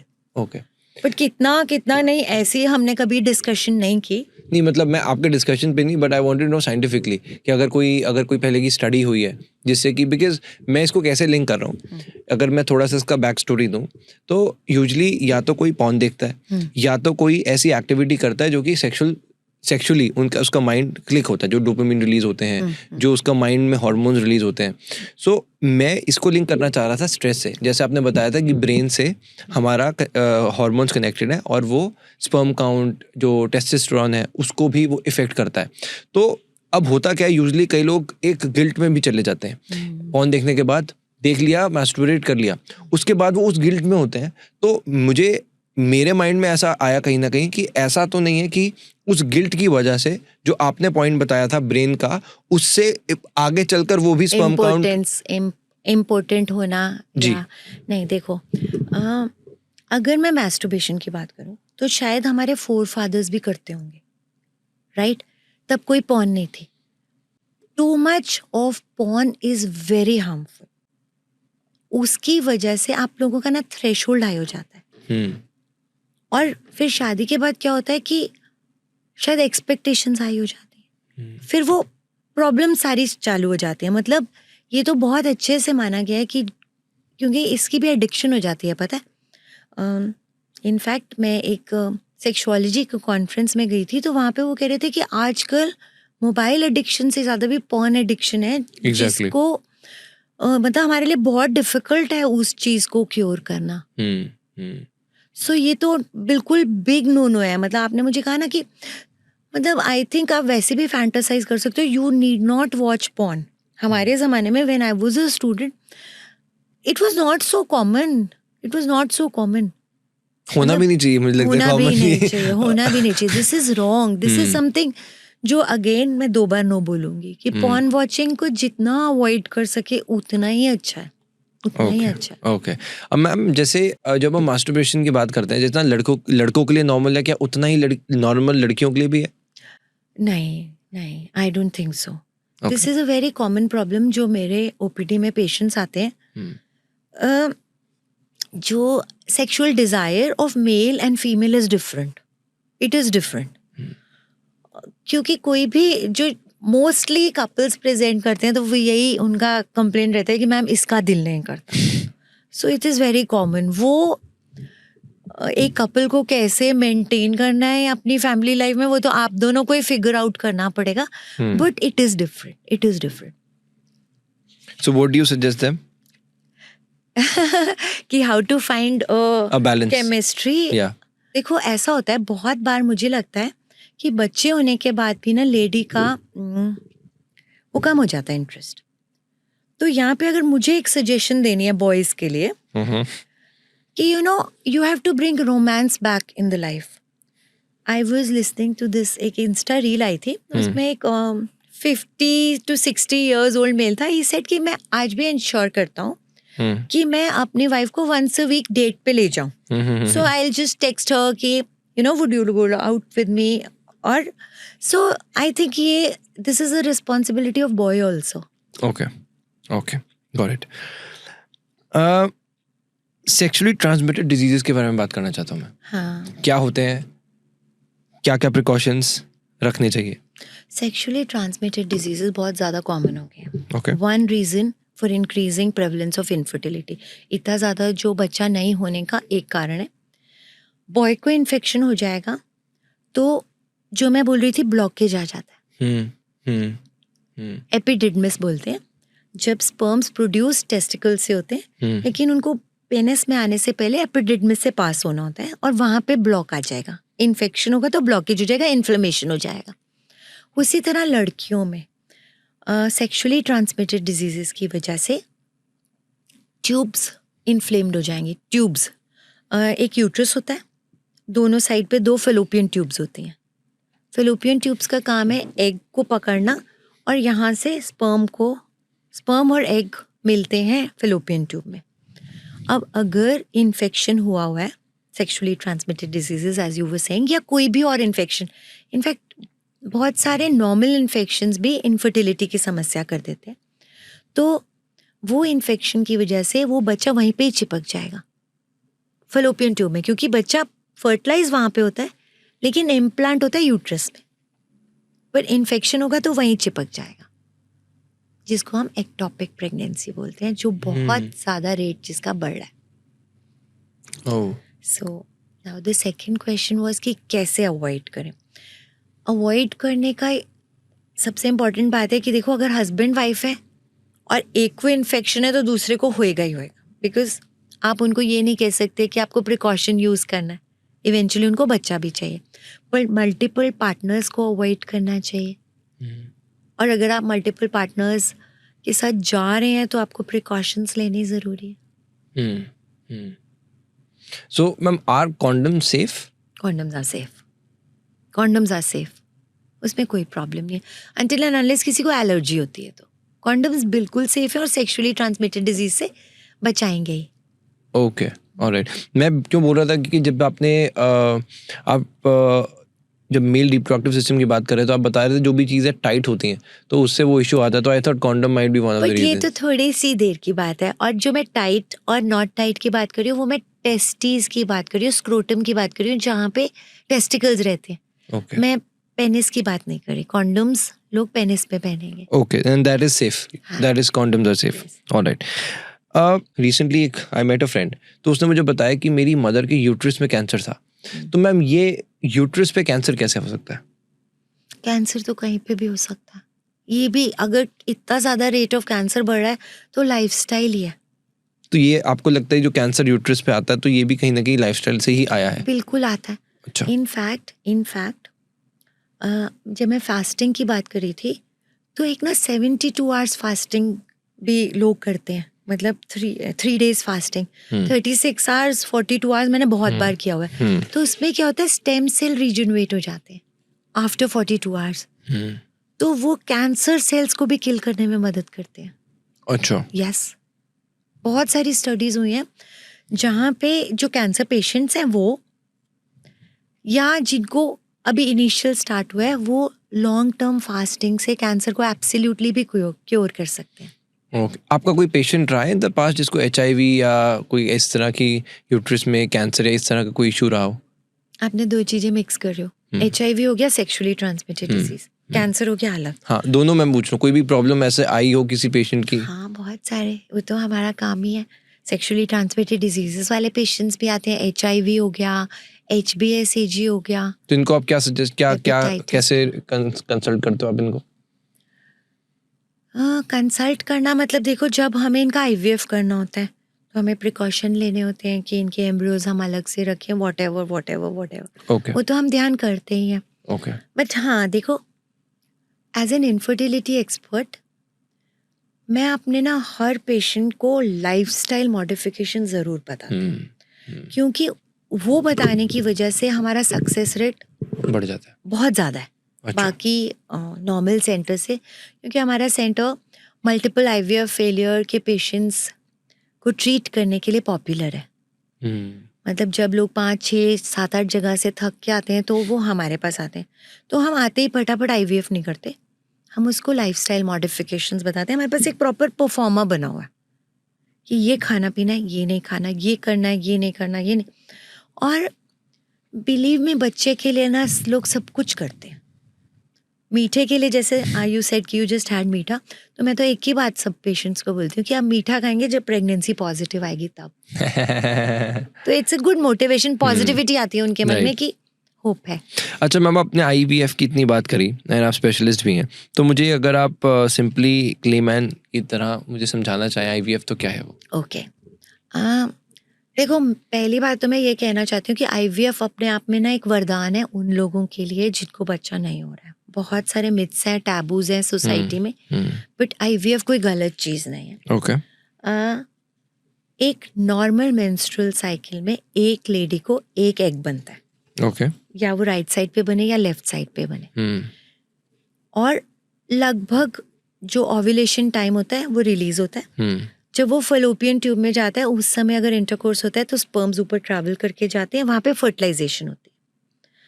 वो फर्टिलाइज्ड एम्ब्रियो 5वें दिन आके यूट्रस में चिपक जाता है। ये नॉर्मल है। इसी चीज़ को हम मिमिक करने की कोशिश करते हैं IVF में, लेकिन एक एग के बजाय हम कोशिश करते हैं हमें 8 to 10 एग्स मिल जाए। उनको हम एक पतली सी नीडल से ये एग्स बनाने के लिए हमें, जो मैंने FSH और LH लड़कों के लिए बात की, वही के वही FSH और LH लड़कियों में भी होता है। तो वो हार्मोन्स के इंजेक्शन हमें देने पड़ते हैं। 12 to 13 डेज ये एग्स तैयार हो जाते हैं। तैयार कैसे होते हैं? जो 18 mm या उससे ऊपर है यूजुअली वो मैच्योर फॉलिकल होता है। फिर उसको थोड़ी सी सेडेशन देके नहीं, जब वो रेडी हो जाते हैं फिर एक और इंजेक्शन देना होता है HCG हार्मोन देने के 36 आवर्स के बाद हम एग रिट्रीवल करते हैं। एक पतली सी नीडल से उन एग्स में से फ्लूइड, फॉलिकल्स में से फ्लूइड निकालते हैं, एग ढूंढते हैं। अब एक एम्ब्रियोलॉजिस्ट है उसमें, एक तो गायनेकोलॉजिस्ट होगी जिसने पिकअप कर लिया, एम्ब्रियोलॉजिस्ट उस फ्लूइड में से एग्स को अलग करके इंक्यूबेटर में रखेगा और या तो IVF करेगा। IVF मतलब एग्स के अंदर आपने स्पर्म्स छोड़ दिए। ओके। यूजुअली 1 एग के पीछे 1 लाख स्पर्म्स होने चाहिए फर्टिलाइजेशन के लिए। तो इस प्रोसेस को हम IVF बोलते हैं। लेकिन बहुत बार ऐसी कंडीशंस होती हैं जहाँ पे स्पर्म्स हैं लेकिन या तो कम है या उनके होने के बावजूद फर्टिलाइजेशन नहीं हो रही, तो उसमें हम ICSI करते हैं, ICSI, जिसमें हम एक एग में एक स्पर्म को अंदर इंजेक्ट करते हैं। मतलब धक्के से हमने फर्टिलाइजेशन कर दी। ये काम करके इंक्यूबेटर एक छोटा सा फ्रिज है लेमन टर्म में, बट उसमें टेम्परेचर, ह्यूमिडिटी, प्रेशर सारा वैसा है जैसा फेलोपियन ट्यूब में होता है, ट्यूब्स में होता है लेडी की, यानी ह्यूमन बॉडी के जैसा है। वहाँ पे उनको हम 5 डेज तक ग्रो कराते हैं। अगर हमने उनको इम्प्लांट करना है उसी साइकिल में तो कर देते हैं। ज़्यादातर हमारे सेंटर में हम उन एम्ब्रियोज को फ्रीज कर देते हैं।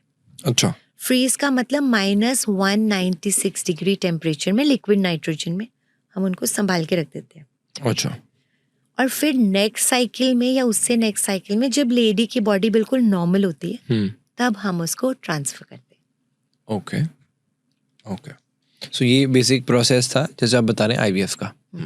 तो मैम इसमें जैसे आप बता रहे हैं कि आप पहले से उनको बता देते हैं कि लाइफस्टाइल अच्छी होनी चाहिए। yes. इसके अलावा IVF में क्या क्या प्रिकॉशंस हैं? बहुत ज़्यादा नहीं है। ओके। बहुत ज़्यादा नहीं है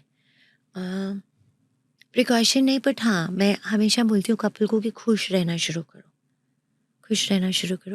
बिकॉज जब मेरे पास पेशेंट्स आते हैं, आप मान के चलो जिसको बच्चा नहीं हो रहा है तो वो एक अलग ही जोन में होते हैं, बहुत स्ट्रेस्ड होते हैं। तो उनके ना बिल्कुल ब्रेन को कन्वर्ट करना पड़ता है, जिसके लिए मैं बहुत एक सिंपल सी स्टोरी सुनाती हूँ उनको कि सपोज मैं आपका बच्चा हूँ, तो मैं तो नहीं चाहती कि मैं एक स्ट्रेसफुल माँ बाप के पास आऊंगी। So I want you to be happy, कि आप खुश रहना शुरू करो। उसी तरह मैं बोलती हूँ कि जैसा बच्चा आप चाहते हो, अगर आप चाहते हो कि आपका बच्चा पिज्जा खाए, बर्गर खाए, तो आप भी वही खाओ। पर अगर आप ये चाहते हो कि वो हेल्दी फूड खाए, फ्रूट्स खाए, वेजिटेबल्स खाए, तो आप वो करो। उसी तरह अगर आप चाहते हो कि आपका बच्चा मोबाइल पे गेम्स खेले, तो यूज मोबाइल। अगर आप ये नहीं चाहते, आप चाहते हो वो बाहर जाए, तो you also start doing physical. मतलब this is my way of telling people कि अगर आप किसी चीज के लिए तैयार हो रहे हो तो आप उसको ना पॉजिटिव वे में लो कि आप आज जैसा बिहेव करोगे. Like there is a saying कि जो डॉग्स होते हैं ना, डॉग्स एंड चिल्ड्रन, वो बिल्कुल अपने पेरेंट्स के जैसे बिहेव करते हैं. मतलब डॉग्स मास्टर के जैसे. और तो आप किसी भी इनफैक्ट हमारे ज़माने में एक सेइंग होती थी कि किसी भी लड़की को जानना है ना कि अच्छी है कि नहीं है तो उसकी माँ को देख लो. शादी करने से पहले बहुत बार लड़की देखते ही नहीं थे, पेरेंट्स देख लेते थे कि अगर सोबर है, नाइस है तो लड़की ठीक ही होगी. तो उसी तरह मैं पेशेंट्स को यही वो मोटिवेट करती हूँ कि जैसा आप चाहते हो ना कि बच्चा जैसा बिहेव करे. मतलब इफ यू वांट कि वो स्कूल में जाए और हर एक से बात में झगड़े, तो आप भी झगड़ो. तो आप भी झगड़ो. बहुत ज्यादा ऐसे कपल्स आते हैं जो मेरे वहां पे आके आपस में झगड़, इसकी गलती है, इसकी गलती है, ये गलत. तो मुझे बोलना पड़ता है बच्चा आप दोनों का ही बनाना है ना. या डू यू वांट कि मैं एक का ही बाहर से ले लूं या बिल्कुल बेकार है तो पहले एक दूसरे को लाइक तो करो. तो मैम ये लाइकिंग आजकल है ही नहीं लोगों में. कपल्स बेचारे सारे ऐसे ही हैं, है ना. जैसे आप हो. आपका भी तो बड़ा क्यूट कपल है ना. व्हाट डू यू थिंक आपका इतना अच्छा रिलेशनशिप है एंड आई एम श्योर बहुत सारे लोग जानना चाहेंगे कि इसके पीछे का क्या सीक्रेट है, तो बताएं. देखो, एक तो ये है कि हम दोनों दोस्त हैं पहले. और I as a girl I always talk. मतलब मुझे कुछ भी बात लगेगी ना, एनीथिंग स्टार्टिंग, अगर for example if I have some problem with sexual relationship also, तो मैं उन्हीं से ही बोलूंगी कि look I want you like this. So this is one thing which is very important कि पहले दोस्ती करो फिर बच्चा करो. एंड और क्या बोलूं, हम अपने रिलेशनशिप को ना बोर नहीं होने देते. एज आई टोल्ड यू ना कि जैसे ही मैंने वो देखा कि सम पर्सन वाज सेइंग कि यार मैं अपने रिलेशनशिप में रोमांस रखता हूँ, तो same day I went to my husband, I said यार आप अभी ना अब हफ्ते में एक दिन डेट पे जरूर जाएंगे. So it's like that. I mean you have to keep the relation alive, मुझे ऐसा लगता है. अच्छा, यहाँ पे मैं ना एक बात बोलना चाहती हूँ. जो मेरे व्यूअर्स होंगे वो कहेंगे कि मैम आपको बाय चांस बहुत अच्छा हस्बैंड मिल गया. हाँ, शायद इसलिए आप ऐसे कह रहे हो. आपको ना शुरू करना पड़ता है कहीं से. You have to start somewhere. कोई बंदा अगर बिल्कुल ही बेकार है, इफ यू वांट टू से 100 on 100 वो बेकार है, तो इट्स बेटर आप छोड़ दो. कोई पॉइंट नहीं है ड्रैग करने का. बट किसी में एक भी अच्छी बात है ना, तो आप ना उसको बोलो. आप रियलाइज करोगे कि वो ना, क्योंकि हर एक को तारीफ अच्छी लगती है. I was reading this one thing कि मतलब देयर वाज कोई एक रील ही आ रही थी कि 7 ways a man can be happy. कि कोई बंदा बाहर जा रहा है तो क्या करना चाहिए एक लेडी को. तो उसमें ना फर्स्ट थिंग थी कि लड़कों को भी ना तारीफ पसंद है. बहुत सारे लोग ना टेकन फॉर ग्रांटेड ले लेते हैं. सो मैं जब रेट्रोस्पेक्टिवली वो 7 बातें पढ़ी थी, मुझे लगा अच्छा ये तो हम ऑलरेडी ऐसे ही हैं, ऐसे. I was like this. So it's important कि आप किसी को अप्रिशिएट करो. Everybody wants appreciation, everybody wants. It's not like कि एक लड़की को अप्रिशिएट कि तू सुंदर लग रही है. वो भी अगर हस्बैंड करता है आधी बार ना सिर्फ उसको खुश करने के लिए कहते हैं, वो देख भी नहीं रहा होता. सो जेन्युइनली हमें ढूंढना होगा कि क्या गुड है. और ऐसा कोई नहीं होता कि वो कुछ भी गुड नहीं है. मैं एक छोटी सी बात कहती हूँ, सोचो अगर वो तुम्हारा बच्चा होता तो हर बंदा अपने बच्चे को लाइक करता है, इर्रिस्पेक्टिव की दुनिया लाइक करे कि नहीं करे. तो आप ढूंढते हो ना उसमें गुण. बिल्कुल. तो आप हस्बैंड वाइफ ढूंढ नहीं सकते एक दूसरे में. कुछ अच्छा नहीं है.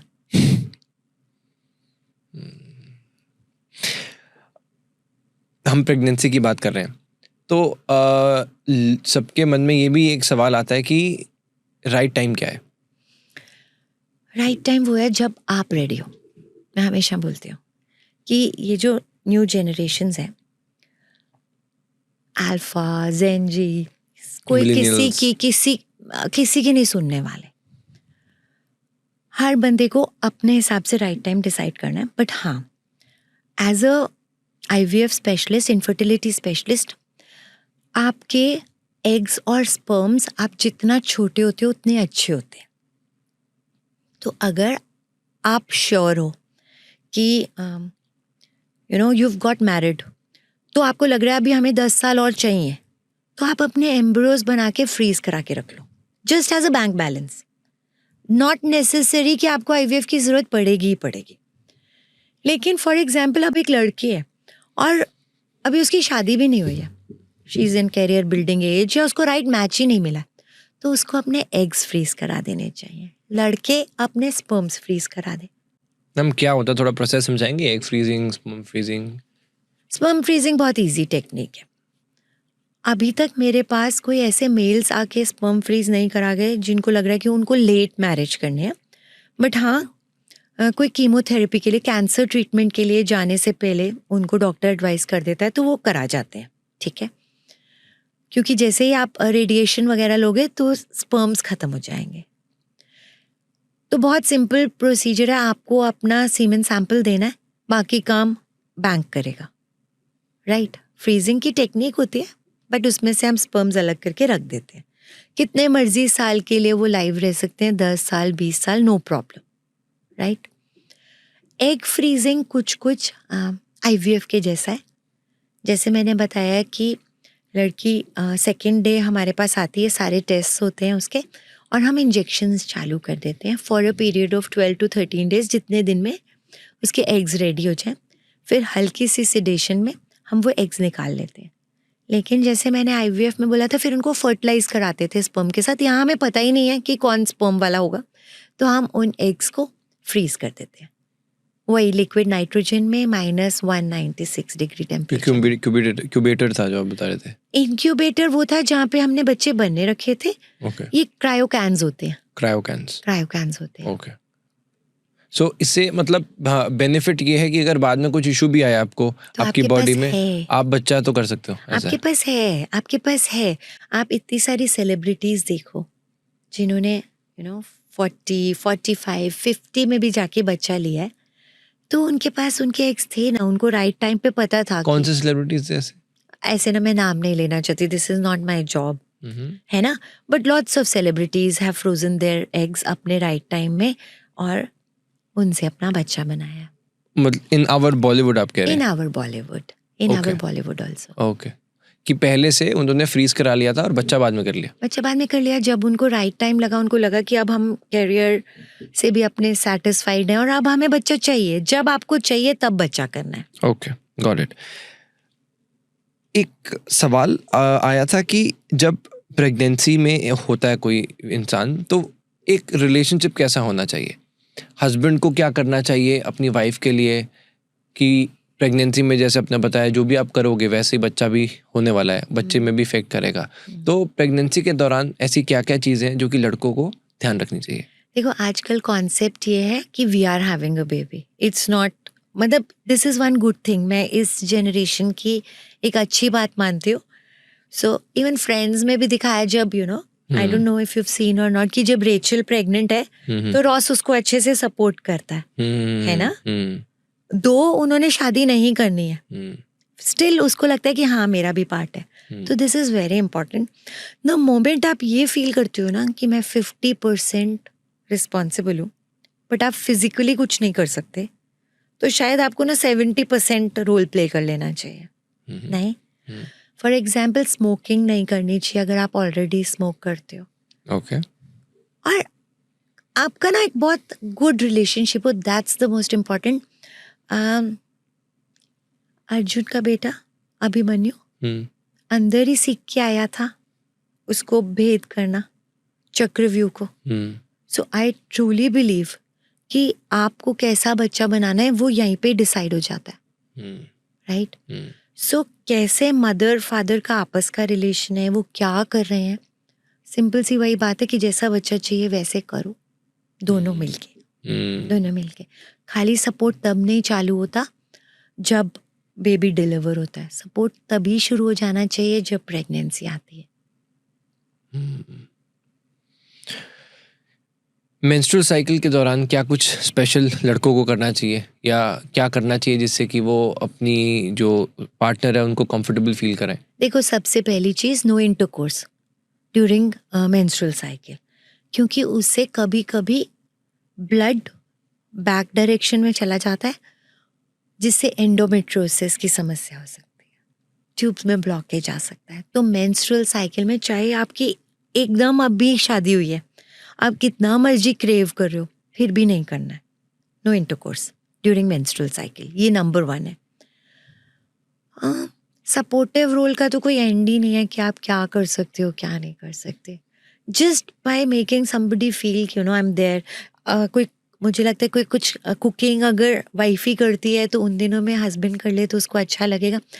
जब मैं बहुत छोटी थी ना, हमारे टाइम में ये कॉन्सेप्ट नहीं था, पर हमारी मदर बताती होती थी कि पुराने ज़माने में ना जब किसी को मेंसेस होते थे तो उसको बोरी पे अलग सुला देते थे और मतलब उसको ऐसा ट्रीट करते थे जैसे कि you are not a part of family.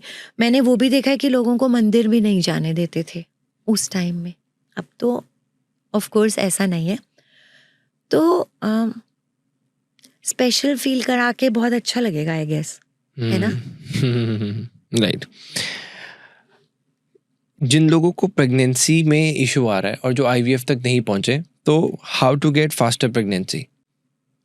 Pregnancy में इशू आ रहा है लेकिन अभी आईवीएफ नहीं कराना है, लाइफस्टाइल मॉडिफिकेशन करें। एक चीज़ मैं बहुत कॉमनली अपने पेशेंट्स को बोलती हूँ कि no mobiles in your bedroom, right.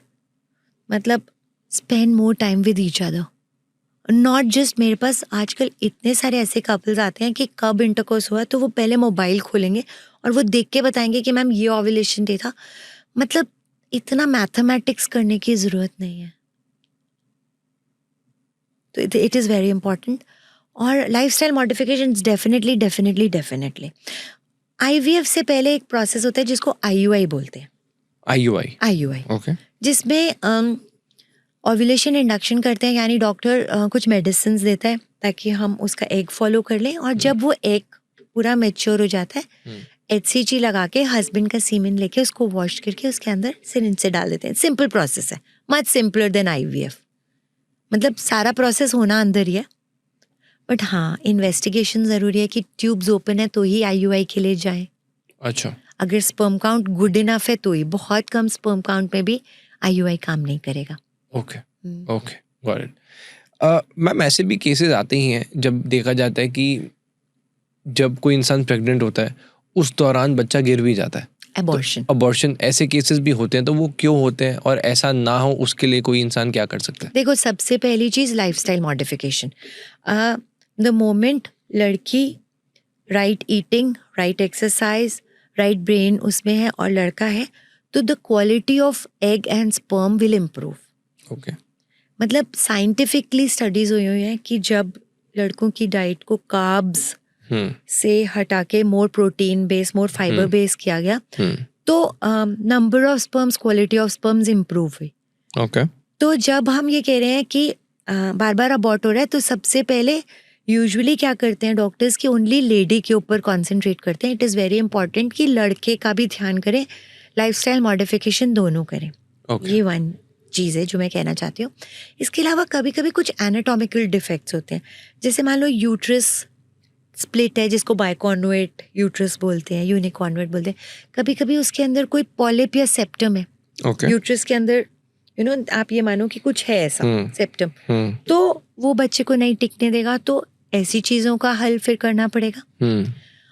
कभी कभी कुछ जीन डिफेक्ट होता है। मान लो मेल जब भी स्पर्म बनाएगा वो एबनॉर्मल बनाएगा, फीमेल जब भी एग बनाएगी एबनॉर्मल बनाएगी, उसको टेस्ट किया जा सकता है। एक जैसे मैम केस था कि woman had her first cycle of IVF and got pregnant with twins, but in her 5th month her cervix got open and she lost both of them. Very interesting, very interesting. इसके लिए ना एक stitch आता है, cervical सर्क्लाज, right. हमारे यहाँ पे हम हर आईवीएफ पेशेंट में वो स्टिच लगाते हैं, चाहे सिंगलटन प्रेगनेंसी भी हो। रीज़न बीइंग कि जब हमारा करियर स्टार्ट ही हुआ था तो ऐसी एक प्रॉब्लम आई थी 24 वीक्स पे एक पेशेंट का सर्विक्स ओपन हो गया था। तो उसके बाद हमने सोचा हमने एक भी बच्चा लूज नहीं होने देना और एक स्टिच हम लोग लगाते हैं एब्डोमिनली, यानी लैप्रोस्कोप डाल के और सर्विक्स के माउथ को क्लोज कर देते हैं। तो कभी कभी ओपन वाले पेशेंट भी हमारे पास आते हैं तो हम उस भी बच्चे को मेंटेन कर सकते हैं। ओके। आप पंजाबी गाने सुनते हैं? हाँ, मतलब समझती हूँ, बहुत ज्यादा नहीं, बट यस। ओके। सो अब जैसे अभी बीच में बहुत न्यूज़ भी आई थी सिद्धू मूसेवाला। सिद्धू मूसेवाला के पेरेंट्स, उनका एक नया बच्चा आ गया। तो कई लोग तो ऐसे स्पेकुलेट कर रहे थे कि ऐसा हो ही नहीं सकता, और कई लोग कह रहे थे कि शायद हो सकता है। तो अब यहाँ पे ये सवाल आता है कि क्या एक एज के बाद लड़कियां प्रेग्नेंट हो सकती हैं कि नहीं? देखो, प्रेग्नेंट तो अप टू 70 इयर्स भी हो सकती है, राइट? क्योंकि यूट्रस पड़ा है, उसको हम मेडिसिन से वापस वो कर देते हैं, फिर से हरा कर देते हैं, अगर आप समझो तो। मतलब वो मेंस्ट्रुएट करने लगती है। तो लड़कियों को डोनर एग लेना पड़ता है। स्पर्म्स अगर हस्बैंड के ठीक हैं तो वो यूज़ कर लेते हैं। कभी कभी स्पर्म्स भी डोनर लेके लोग बच्चा लेते हैं। लेकिन जो सिद्धू मूसेवाले की प्रॉब्लम आई थी वो ये आई थी कि इनकी एज थी 55 इयर्स, और बहुत अभी ही लॉ हुआ है जिसमें यह कि 50 इयर्स के बाद लेडी को प्रेगनेंसी आईवीएफ से भी अलाउड नहीं है। तो वो एक जो कॉन्फ्लिक्ट आया था वो इसलिए आया था कि जो उनके फॉलोअर्स थे वो बहुत खुश थे कि वापस आ गया है, that's how they think. But सरकार को ये कहना पड़ा कि नहीं, जब हमने एक रूल बनाया तो रूल बनाया। सो इट्स लाइक दैट कि इंडियन कॉन्स्टिट्यूशन आपको 50 साल के बाद आईवीएफ इंडिया में अलाउ नहीं करता। और ऐसा क्यों? ऐसा इसलिए क्योंकि आप ना सिर्फ पेरेंट्स को देख रहे हो कि पेरेंट्स को तो बच्चा मिल गया, बट आप एक बार उस बच्चे के बारे में देखो कि जब तक वो, हो सकता है कि उनकी लाइफ एक्सपेक्टेंसी 65 इयर्स हो, 70 इयर्स। मतलब एक होलिस्टिक अप्रोच होनी चाहिए। बच्चे को भी तो उसके माँ बाप चाहिए, राइट? सो कहीं तो लाइन ड्रॉ करनी थी। सो आपका कहने का मतलब ये है कि जैसे कई लोग कहते हैं कि 35 के बाद कंसीव करने में प्रॉब्लम आती है, तो ऐसा नहीं है?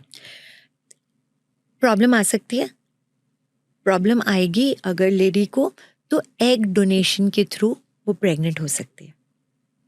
ओके, एग डोनर्स होते हैं, बहुत सारे रिलेटिव्स भी होते हैं जो अपने घर में किसी के लिए एग डोनेट करना चाहें। Touchwood, India is a country जहाँ पे आज भी एक दूसरे के लिए ना लोग खड़े होते हैं। फॉरेन कंट्री में यूजुअली लोग परचेज करते हैं, पर इंडिया में लोग देते हैं। मेरे पास बहुत पेशेंट्स आते हैं, भाभी दे रही है, बहन दे रही है।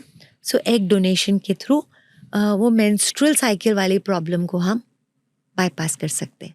ओके, तो जैसे आप जो बता रहे थे जो मीनोपॉज होता है उसके बाद भी हो सकता है? यस, हो सकता है। जो एग डोनेशन के थ्रू वो दोबारा से हो सकता है, क्योंकि आपने एग कहीं और से ले लिया, स्पर्म हस्बैंड का ले लिया फर्टिलाइजेशन की, और आपने यूट्रस को रेडी कर दिया। यूट्रस रेडी होने के बाद आपने उसको प्लांट कर दिया। 9 मंथ्स रहा तो आपके ही पेट में ना। ओके मैम, ये 9 मंथ ही क्यों होते हैं? ये तो भगवान से पूछो। I mean it's different for all organisms, है ना। एलिफेंट का अलग होता है, काऊ का अलग होता है। तो ये तो भगवान जी ने डिसाइड किया। आपने भी पूछा नहीं? अपने टीचर्स से? नहीं, भगवान जी से। नहीं पूछा मैंने, नहीं पूछा। शायद मुझे लगता है कि ये इतना टाइम ज़रूरी था मदर बेबी को बॉन्ड करने के लिए, बिकॉज मुझे लगता है आप बात कर सकते हो अपने बच्चे से अंदर। सो बॉन्डिंग, या मतलब सरप्राइजिंगली बच्चा पैदा होते ही अपनी मदर को पहचानता है स्मेल से। एंड जस्ट नॉट कि उसकी मिल्क की स्मेल है, क्योंकि मिल्क की स्मेल भी होती होगी, बट बच्चा अपनी माँ को जानता होता है। एंड आई थिंक सबसे ज़्यादा बच्चा अपनी माँ के ही क्लोज होता है, नहीं? अनटिल एंड अनलेस कोई कुछ बैड चीज़ें हैं तो शायद वो एक बॉन्डिंग का, रिलेशनशिप का टाइम भगवान जी ने दिया कि। मैम, आपने इतने सारे बर्थ्स देखे हैं, बहुत खूबसूरत सी फीलिंग है, एंड आई एम श्योर इतनी सारी स्माइल्स देख के आपको भी बहुत खुशी मिलती होगी इस प्रोफेशन की वजह से ही। सो अगर मैं उस एक्सपीरियंस को फील करना चाहूँ कि जब एक लेडी प्रेग्नेंट होती है वो 9 महीने कैसे गुजरते हैं, कि पहला महीना होता है, दूसरा, 5th, या कोई ऐसा एक्सपीरियंस आपके साथ हुआ हो जो कि बहुत ही मेमोरेबल रहा? मैं ये कहना चाहती हूँ कि जो लेबर पेन्स है ना, वो one of the worst things ever होती है। ओके, जब कोई पेशेंट नॉर्मल डिलीवर कर रहा होता है तो यूजुअली लेडीज ना ये बोलती हैं हमें नहीं चाहिए बच्चा, हमें मार दो। बट जस्ट द मोमेंट वो बच्चा उनके सामने आता है ना, आप एकदम एकदम अलग ही बंदे को देखते हो। You have to see to believe कि वो कैसी फीलिंग होती है, मतलब surge of all the good hormones एकदम टुगेदर। तो मतलब मैंने बहुत बार देखा है पेशेंट्स को कि मुझे बच्चा नहीं चाहिए, ये बच्चा हटाओ मैडम, मुझे बच्चा नहीं चाहिए, बस ये पेन बंद करो, ये पेन बंद करो। हमें पेन कितना होता है, इसकी इंटेंसिटी समझनी हो तो अगर 0 to 9 स्केल होता है, तो this is 9। This is the maximum pain कोई ह्यूमन बीइंग एक्सपीरियंस कर सकता है। कहते हैं नेल को अपने बेड से जो हटाते हैं ना, वो भी वो भी 9 स्केल पे ही है। अच्छा, बट वो एक बार हो जाएगा, बट वो पेन कितनी देर चलता है समझते हो? यूजुअली 5-6 आवर्स तो इंटेंस वाला पेन भी रहता ही है। तो पेन तो बहुत होता है। आज घर जाके अपनी मम्मा को थैंक यू जरूर बोलना। मैं तो सभी मदर्स को, सभी बच्चों के बिहाफ पे इस पॉडकास्ट के माध्यम से थैंक यू। मैम, मुझे वो फीलिंग बताओ जब बच्चा आप अपनी पहली बार हाथ में लेते हो, उस फीलिंग को डिस्क्राइब करो। राघव, मैं उस फीलिंग से ज़्यादा, मतलब I have also grown as a person with my children. मेरे पास आई हैव 3 चिल्ड्रन। तो मुझे तो ना बच्चों के साथ बॉन्ड करना, मतलब I just can't explain you, it's not just that first thing. मतलब ऐसा नहीं होता। कोई भी रिलेशनशिप को जब हम ना एक मोमेंट का नाम दे देते हैं ना, तो वो उसकी ब्यूटी को ख़त्म कर देता है। मतलब जैसे कहते हैं ना, मोहब्बत बढ़ती जाती है। सो देखो, मैंने 3 बच्चे पैदा किए, नॉर्मल डिलीवरी की, right? So I can't say कि यार वो ये एक फीलिंग थी। नो नो, जब बड़े बच्चे बड़े होते हैं and you bond with them, it's something different. मतलब although I am so much connected to my husband, you said we are called a cute couple also. मेरे बच्चे भी यही बोलते हैं कि पापा को तो बस मम्मा चाहिए कुछ। बट कुछ भी कभी मेरे और मेरे हस्बैंड के बीच में प्रॉब्लम होती है ना, तो I can talk to my children, we connect this much. Very close, very close, very close. So आपने भी अपने बच्चों को बोला डॉक्टर बनना? नहीं नहीं नहीं नहीं नहीं, in fact only one of them is becoming a doctor. और आई एम नॉट श्योर कि वो एज अ डॉक्टर ही परस्यू करना चाहती है या क्या करना चाहती है। बिकॉज बच्चे को रेज करते करते ना मैंने ये सीखा कि आपको ना फर्म नहीं होना है, आपको ना मोल्डेबल होना है। जैसा उनकी नीड है वैसे आप Balance बने, तो ढूंढने की वो जरूरत है। आप मदर हो, वो मदर है। ओके मैम, एक बात बताओ मुझे आप, आज के टाइम में और पहले के टाइम में कुछ ना कुछ फर्क होगा? पहले जैसे वो कहते थे कि माई होती थी वही बच्चे की डिलीवरी कर देती थी, पहले तो IVF भी नहीं होता था। हाँ। और प्रेगनेंसी के लिए इतने सारे सेटअप्स भी नहीं होते थे। तो पहले के टाइम में बच्चे की डिलीवरी कैसे होती थी, और तब भी होता था, तब भी सेफ था?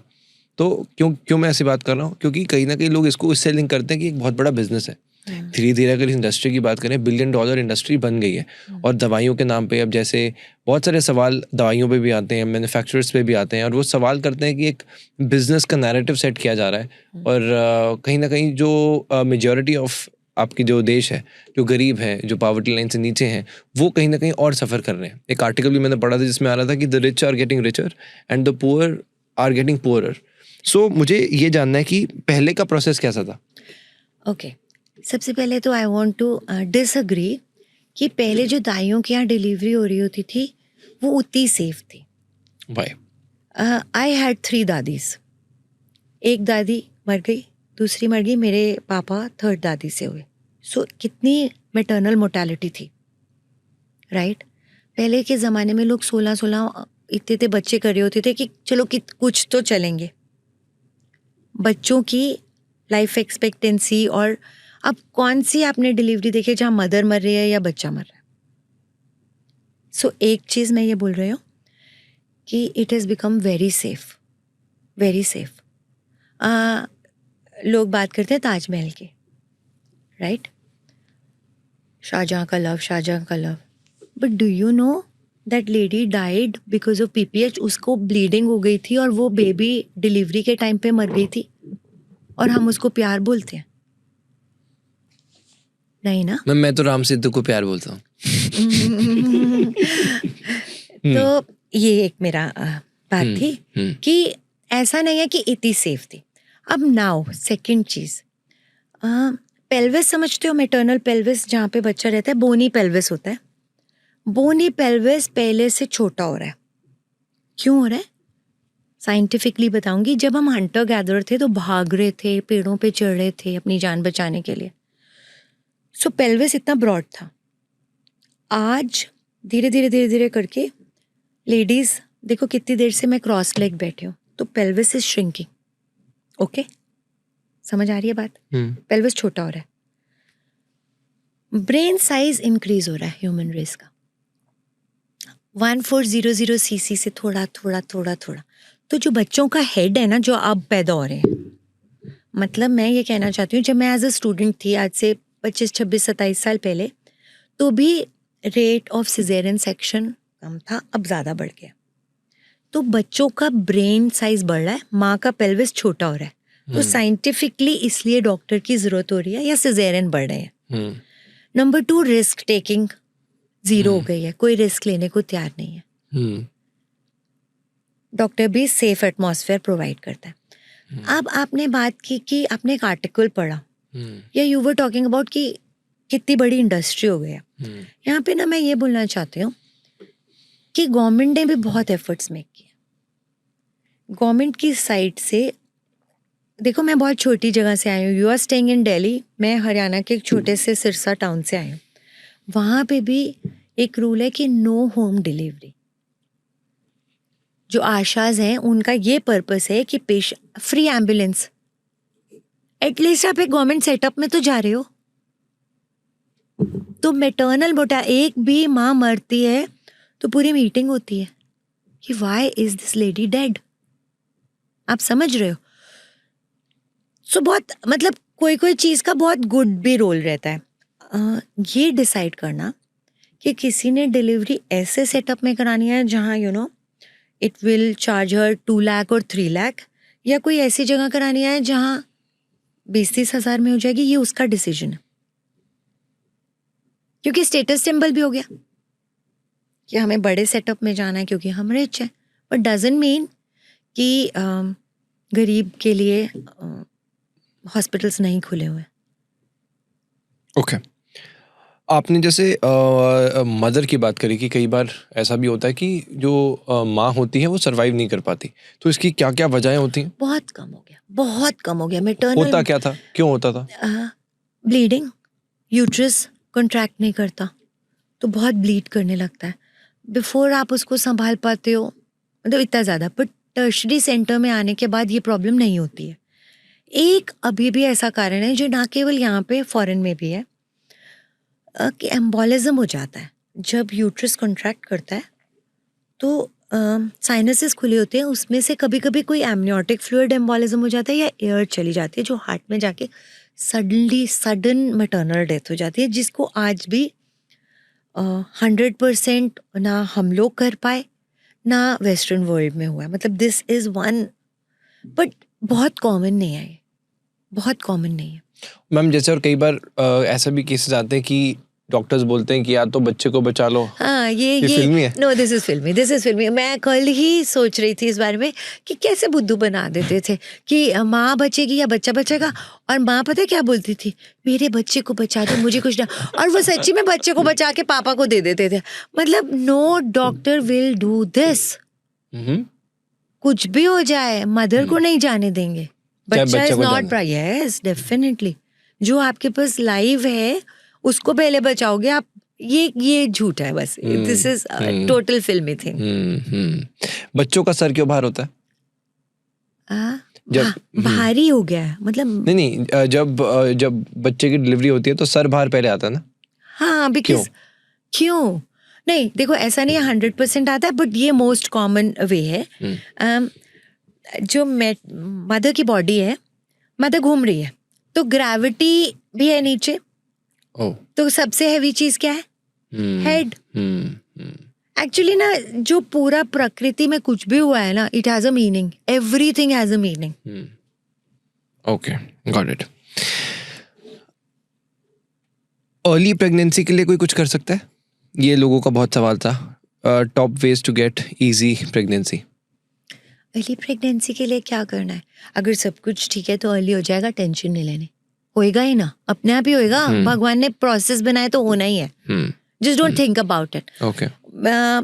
In fact you know surprisingly कि जब मैं किसी पेशेंट को, नॉर्मल पेशेंट है, प्रेगनेंसी के लिए ट्राई कर रही हूँ, मेडिसिन दे रही हूँ और बोलूँगी आप इंटरकोर्स कर लो अब, तो वो प्रेग्नेंट नहीं होएगा। 2 महीने के बाद मैं बोलूँगी सुनो एक काम करते हैं, 1 महीने का ब्रेक साइकिल लेते हैं, अगले महीने है ना वो उस महीने में प्रेग्नेंट होके आएगी। So stress again At the end you are coming down to stress at all the times.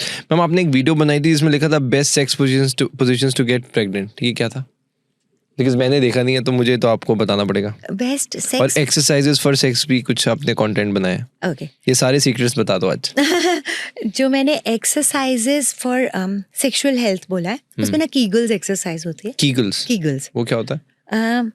आपको ना एक बार ऐसा सोचना है कि बहुत जोर की सुसु आ रही है पर रोकना है।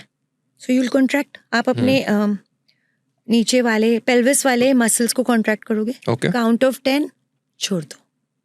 ये एक्सरसाइज हर एक को करनी चाहिए, not just for sexual health but everybody. क्योंकि मीनोपॉज के बाद क्या होता है, लेडीज का यूरिन लीक होने लगता है। एक पर्टिकुलर एज के बाद बॉयज को प्रोस्टेट की प्रॉब्लम आ जाती है। क्योंकि जिम में जाते हैं तो सारी एक्सरसाइजेस बताते हैं, नोबडी टेल्स कीगल्स एक्सरसाइज, कि पेल्विस को भी तो वहीं पे ही सुसु है, वहीं पे पॉटी रास्ता है, वहीं पे यूट्रस है। सो ये वाली एक्सरसाइज से आप उसकी एक्सरसाइज करो, कीगल्स बोलते हैं इसको। ओके। और बेस्ट सेक्सुअल पोजीशन में मैं यही बोलना चाहती हूँ कि कोई भी पोजीशन बेस्ट या वर्स्ट नहीं है, बट इम्पॉर्टेंट ये है कि डिस्चार्ज अंदर होना चाहिए, right? As long as it is inside, pregnancy आएगी। Very well said. बहुत इंटरेस्टिंग कॉन्सेप्ट एंड मैंने पहली बार ये चीज़ें डिस्कवर करी, विच इज़ ब्यूटिफुल। और आपका बताने का तरीका भी बहुत ही सिंपल है और आई एम श्योर कि आज बहुत सारे लोगों को बहुत सारी हेल्प भी मिली होगी। तो सबकी तरफ से thank you so much and it was a pleasure to host you. And Raghav, मुझे भी बहुत मज़ा आया। एक मज़े का कारण यह है कि my son is also Raghav, so that's why मेरे मुंह से राघव इतना आराम से निकल रहा होगा। Probably you must be surprised. So yes, it was a pleasure. Thank you.